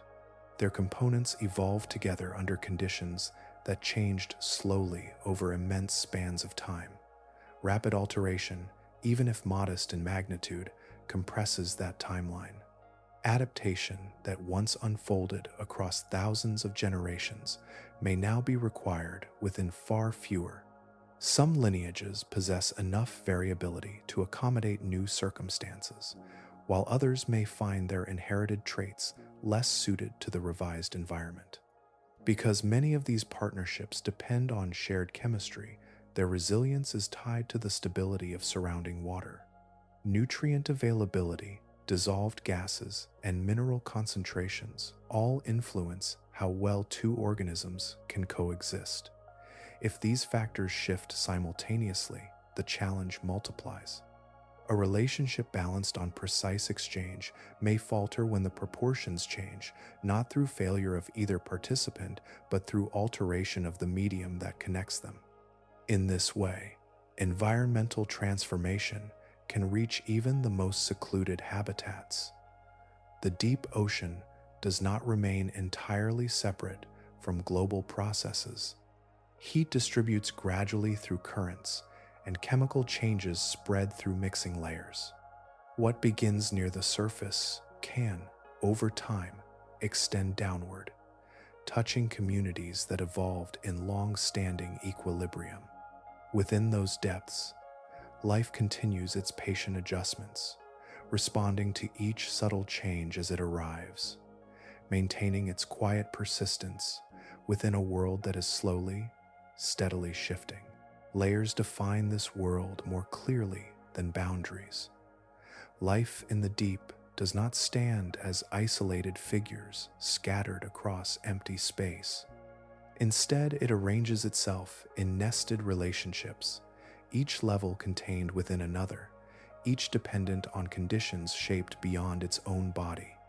What appears solitary at first glance reveals connection when observed more closely, as though every organism carries within it a smaller community and belongs simultaneously to a larger one. Within a single animal, countless microscopic residents perform essential work.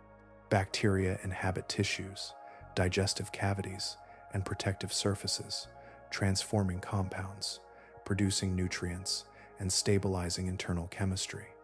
These inhabitants are not intruders but participants, woven into the host's physiology so completely that separation would disrupt vital processes.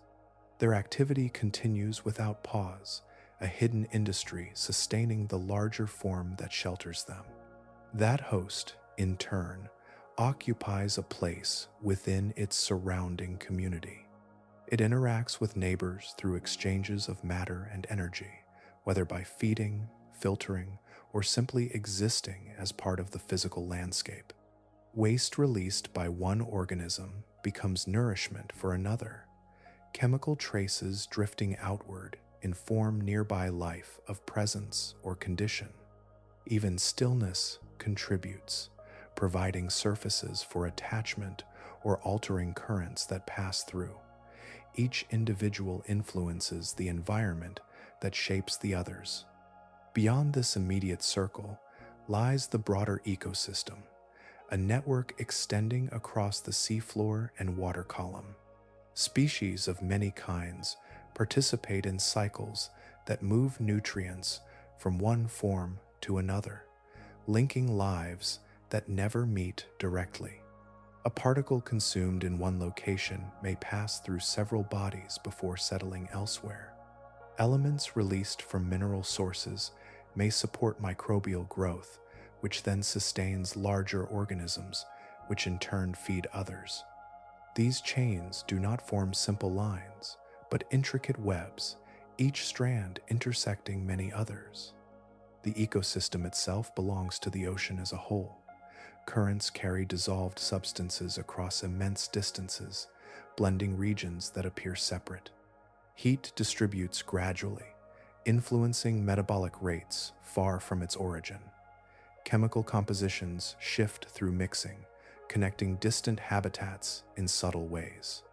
No portion exists entirely apart from the rest, because water moves, and with it travel the materials that sustain life. The deep sea, though vast, remains part of a continuous system, extending from surface to seabed. This arrangement means that change in one layer can echo through those surrounding it. A variation in microbial activity may alter nutrient availability for a host. A shift in host populations may affect predators or scavengers nearby. A modification in ocean chemistry may influence entire communities simultaneously. Interdependence ensures that effects rarely remain confined. They pass along pathways already established by exchange. Seen from this perspective, individuality becomes only one aspect of existence. Each organism maintains its own structure and function, yet it also serves as habitat, partner, or resource for others. Survival emerges not from isolation, but from participation in these overlapping networks. The smallest cell contributes to the stability of a larger body, the larger body to the persistence of its community, and the community to the balance of the ocean that contains it. In this layered arrangement, life continues through connection. Every creature, from the most minute microbe to the largest inhabitant of the depths, exists within relationships that sustain it. The deep sea reveals this pattern with particular clarity, showing that existence there is never singular but always shared, each level resting quietly within another, like circles widening outward without end. Edges appear solid when viewed from a distance. A body seems contained by skin, defined by its outline, separate from what surrounds it. Yet at closer scale, these boundaries soften. Cells exchange molecules across membranes, microbes inhabit tissues, and signals pass continuously between organisms that share space. What looks like a singular life often functions as an assembly of parts, each contributing to processes that extend beyond any one frame. An individual carries within it populations of bacteria, archaea, and microscopic companions that influence digestion, immunity, and even development. These residents possess their own genetic codes, their own histories, and their own cycles of replication. Together with the host, they form a composite system, sometimes described as a holobiont, a living unit composed of many lineages operating in coordination. The survival of the larger body depends in part on the stability of these internal communities, and the microbes depend on the continuity of the host. Identity becomes layered rather than singular. The same pattern unfolds at broader scales. Organisms that share space, whether attached, enclosed, or moving in parallel, adjust to one another over generations. Genes that favor compatibility persist, while those that disrupt shared function fade. Evolution does not act solely on isolated bodies, but on networks of interaction. A partnership that increases collective survival can influence the trajectory of both participants, shaping anatomy and behavior in ways that reflect their intertwined histories. In some cases, cooperation becomes so complete that separation is no longer possible without harm. Metabolic pathways may divide between partners, each performing steps the other cannot. Nutrients flow in cycles that require both contributors. Over time, this division of labor embeds itself in their genetic makeup. What began as two independent organisms converges into a system where boundaries still exist physically, yet functionally overlap. The collective persists as a unit shaped by shared dependence. Such arrangements challenge simple definitions. Where does one life end and another begin when fluids, signals, and resources circulate between them? The answer shifts depending on perspective. At the cellular level, membranes mark distinctions. At the ecological level, cooperation blurs them. Biology accommodates both views, recognizing the integrity of individual structures while acknowledging the continuity created by exchange. Shared survival encourages innovation that solitary evolution might not produce. Traits that enhance mutual benefit can spread through populations, reinforcing interdependence. Structural adaptations may arise that facilitate contact, attachment, or communication. Over many generations, the history of cooperation becomes inscribed in anatomy and physiology. Evolution proceeds not only through competition, but through alignment, refining systems that function most effectively together. This does not erase individuality. Each organism retains its own genetic lineage, its own reproductive continuity. Yet its success may depend on relationships that extend beyond itself. Boundaries remain present, but permeable, defining form without isolating function. In this sense, life operates less as a collection of isolated entities and more as a tapestry of connections, each thread distinct yet woven into a broader pattern. Seen this way, the deep sea offers a clear illustration of how survival can be shared. Bodies contain communities. Communities shape bodies, and evolution traces pathways through both. The line between individual and collective becomes less a dividing wall and more a meeting place where separate forms converge, persist, and continue together. Pressure in the deep is not only a physical force measured in atmospheres, it is a constant presence that shapes every living decision. Scarcity is not an occasional hardship, it is the background condition against which life must operate. Within these constraints, adaptation unfolds quietly, revealing how living systems respond when options narrow and survival depends on precision rather than abundance. Flexibility emerges as one of the most reliable strategies. Bodies adjust to limited resources by reducing excess, streamlining processes, and redirecting energy toward functions that matter most. Metabolism slow, tissues specialize, and behaviors align with narrow windows of opportunity. When encounters are rare, attachment may become permanent. When nutrients are diffuse, partnerships may replace independence. The form an organism takes reflects the environment that sustains it, molded not by excess possibility, but by careful negotiation with constraint. Under such conditions, innovation does not appear as sudden transformation, but as gradual refinement. A slight modification in sensory receptors may improve detection of chemical traces drifting through water. A small shift in immune tolerance may allow tissues to accept a partner rather than reject it. Over generations, these subtle changes accumulate. Natural selection tests variations continuously, retaining those that stabilize survival and discarding those that destabilize it. The process resembles an ongoing experiment conducted across immense spans of time, each lineage exploring possibilities within the boundaries set by chemistry and physics. Scarcity also encourages cooperation. When energy is limited, sharing functions can reduce individual cost. One organism may specialize in acquiring nutrients, another in processing them. One may provide structure, another mobility. Together they create a system more efficient than either could achieve alone. Such arrangements demonstrate that adaptation is not limited to competition. It includes collaboration, integration, and the gradual merging of roles when shared survival offers advantage.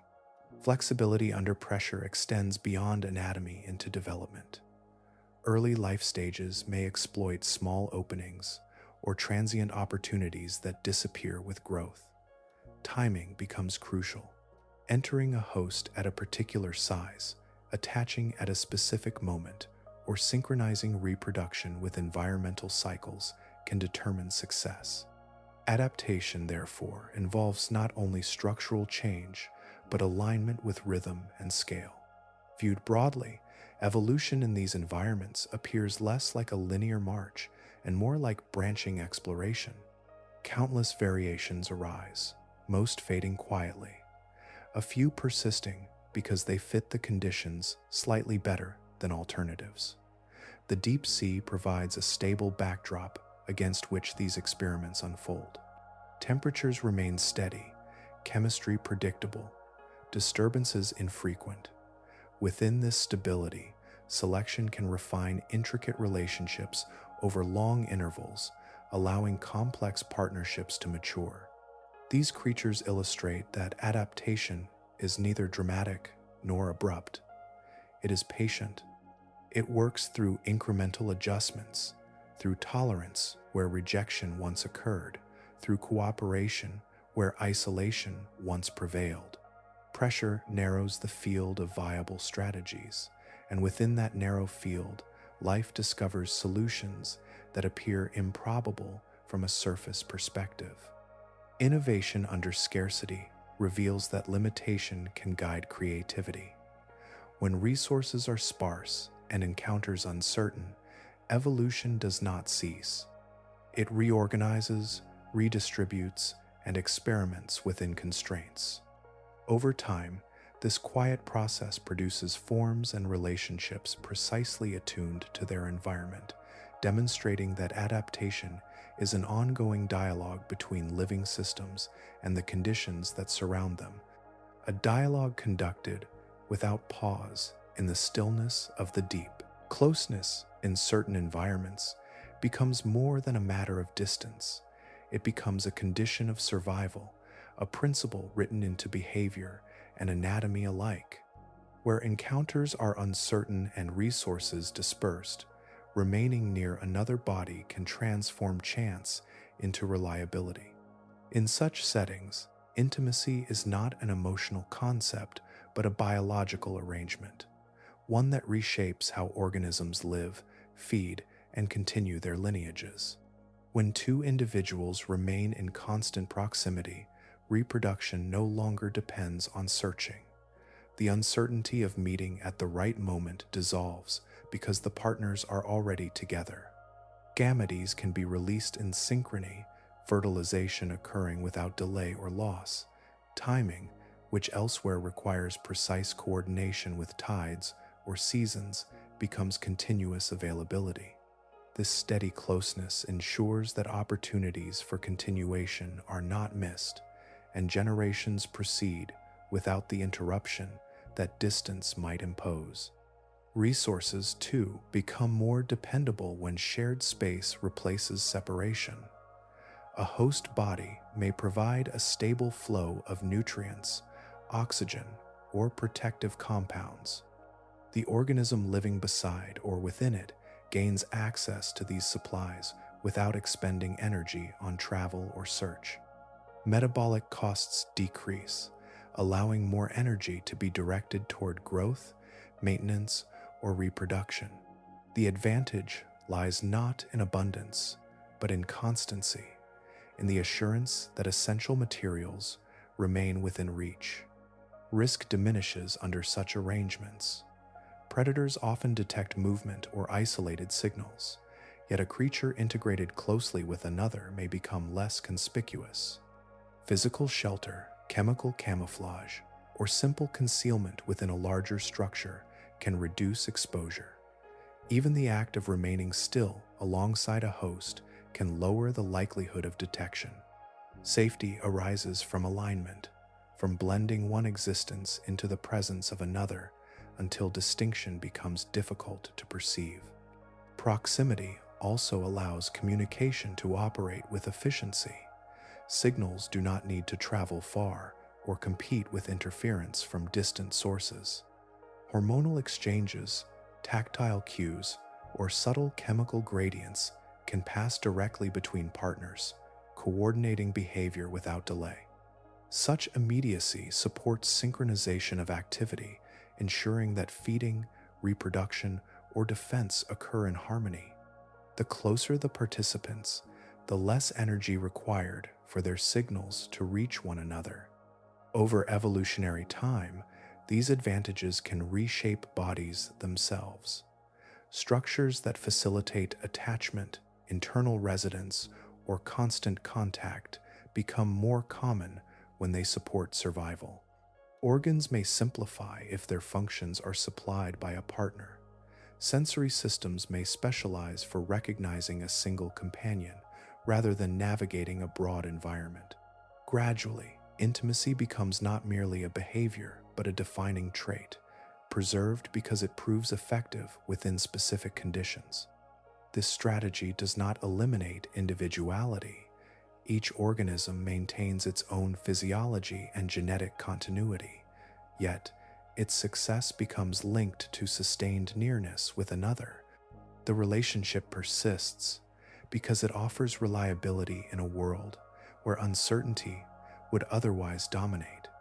Through such closeness, life secures what distance cannot provide: continuity, nourishment, and protection gathered within the quiet assurance of shared space.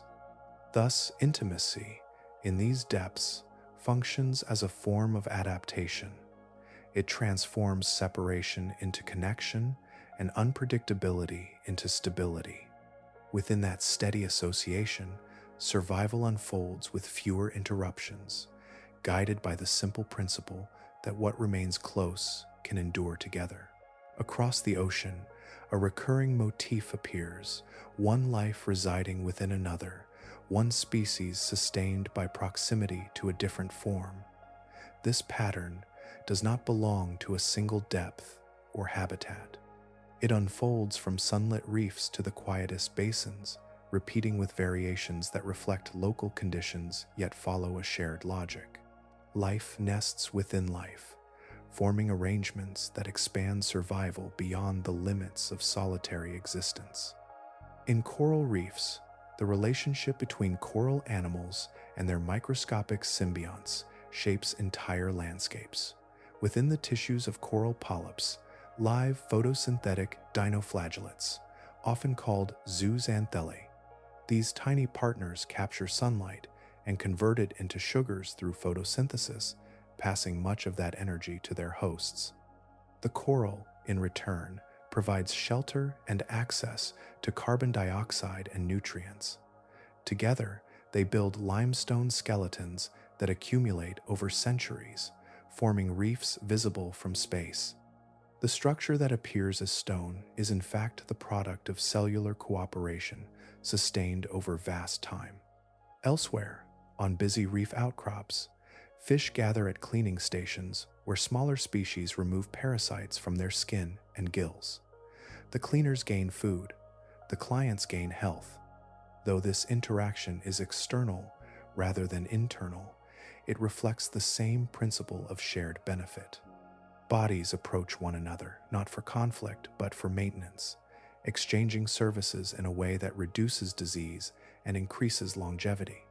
Repeated daily, these encounters become predictable features of community life. Internal partnerships extend far beyond reefs. Many marine invertebrates house bacteria within specialized tissues, relying on them for digestion or chemical transformation. Some fishes carry microbial communities in their guts that allow them to process otherwise indigestible materials.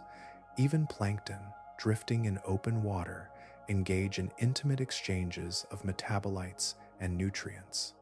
At every scale, from microscopic cells to complex animals, cooperation threads through biological function. These arrangements differ in permanence and intimacy. Some partners remain together for life, their physiologies intertwined so completely that separation would be fatal.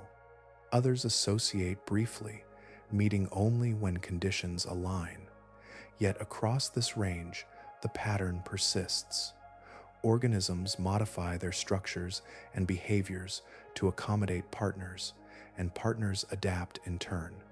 Evolution shapes not only individual traits, but the compatibility between species. Life within life reveals that survival often depends on integration rather than isolation. A coral polyp without its symbionts grows slowly and remains pale. A cleaner fish without clients must search for alternative food. A host lacking its internal microbes may struggle to digest nutrients efficiently.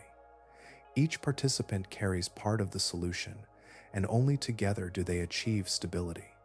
Seen across the ocean, this motif becomes less an exception and more a rule. Whether illuminated by surface light or sustained by chemical energy in darker realms, marine systems frequently rely on collaboration. The boundaries between organisms remain physically distinct, yet functionally they interlock. Energy passes, signals move, resources circulate through shared pathways. In this way, the ocean demonstrates a consistent theme. Life thrives not only by competing for space and sustenance, but by embedding itself within the existence of others. From corals constructing reefs to fishes maintaining one another's health. From microbes inhabiting tissues to animals carrying entire communities inside, the pattern repeats. Life supports life, forming layered systems that persist because connection enhances endurance. Surrender, in biological terms, is not defeat but adjustment. Some organisms relinquish certain abilities not because they fail, but because survival favors a different arrangement. A body may release its independence and accept reliance, trading autonomy for stability. Within the ocean's hidden reaches, this exchange occurs quietly, without spectacle, guided by processes that unfold over generations rather than moments. Dependence alters the meaning of strength. Instead of maintaining every function alone, an organism may allow another to share the burden. Nutrients arrive through a partner's circulation. Protection comes from a host's structure. Signals are exchanged through direct contact rather than distant transmission. What appears like loss becomes a redistribution, functions divided so that each participant carries part of the task. The result is not weakness but continuity shaped through cooperation. Such arrangements require compatibility refined across time. Molecular recognition ensures that tissues accept rather than resist. Physiological rhythms align so that growth and reproduction proceed in coordination. These harmonies do not arise instantly. They develop through gradual selection, each generation inheriting traits that support integration. Over many cycles, what once demanded effort becomes natural, the partnership embedded in anatomy and behavior. There is a quiet gravity in this form of existence. An organism dependent on another cannot simply depart when conditions change. Its survival remains linked to the well-being of its partner. If the host thrives, both persist. If the host declines, both face the same outcome. This shared fate binds their lives together, not through intention but through structure. The relationship carries risk, yet it also provides the stability that allowed it to evolve. Darkness surrounds these interactions, not only as absence of light, but as a setting where external distractions fade. Within such stillness, cooperation can become the central strategy. Without abundant resources or frequent encounters, persistence favors arrangements that conserve energy and reduce uncertainty. Remaining close to another body can supply both nourishment and protection, allowing life to continue with fewer interruptions. Over time, this closeness shapes form and function until separation would disrupt the balance it created. Trust, in a biological sense, exists without awareness.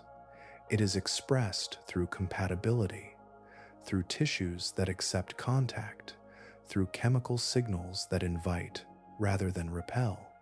Evolution cultivates this compatibility slowly, preserving combinations that sustain both participants. Each successful generation reinforces the pattern, passing it forward as inherited design. What appears as trust is the accumulated outcome of countless trials, each one testing whether cooperation can endure. Within these relationships, individuality persists, yet no longer stands alone. A dependent organism retains its own cells and genetic identity, but its daily existence unfolds within the presence of another. The two lives move together, sharing resources and conditions, shaped by the same surroundings. Their connection illustrates how survival may arise, not from separation but from union, not from dominance but from balance. In this way, biological dependence carries a subtle weight. It represents the willingness of life to adapt by yielding certain freedoms in exchange for continuity. Through that exchange, organisms discover pathways that solitary forms could not sustain. In the quiet depths, where conditions favor constancy and efficiency, such partnerships endure, demonstrating that persistence can emerge from cooperation as surely as from independence. Silence settles over the depths in a way that feels almost tangible, as though the water itself remembers every life it holds. Within that stillness, countless forms continue their patient existence, each one shaped by conditions that reward connection as often as competition. The stories traced here do not belong to imagination. They arise from observation, from instruments lowered carefully into remote waters, from specimens studied under magnification, from sequences of genetic code arranged like lines of an ancient script. What seems improbable at first becomes clear when seen through the lens of evidence. In these hidden realms, survival rarely stands alone. Organisms endure because they share, because they align their processes with others, because their bodies have adapted to function within systems larger than themselves. A creature may live inside another, or carry within it a community too small to see, or depend on signals exchanged across a thin boundary. Each arrangement reflects a precise adjustment to surroundings, where efficiency determines persistence.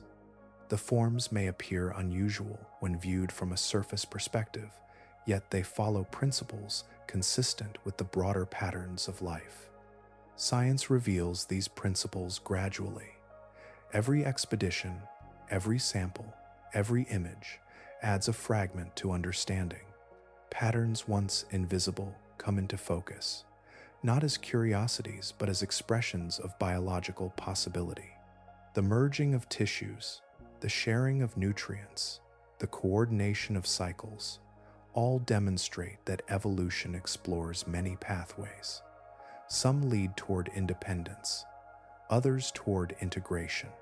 Both routes can succeed when they match the demands of the environment. The deep ocean offers a setting where these pathways become especially visible.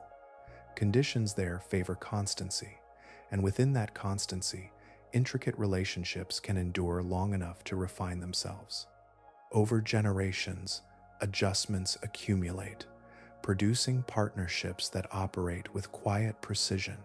The result is a living network in which boundaries remain yet do not isolate, where individuality persists yet participates in something wider.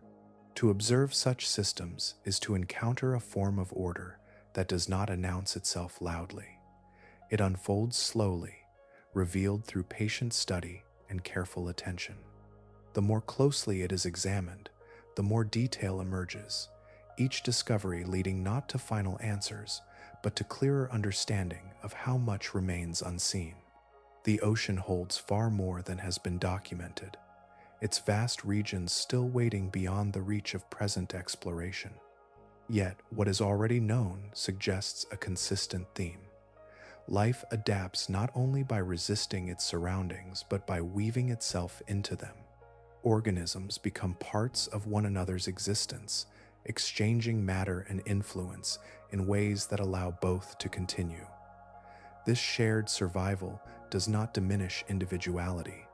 It expands it, placing each life within a wider context that supports its continuation.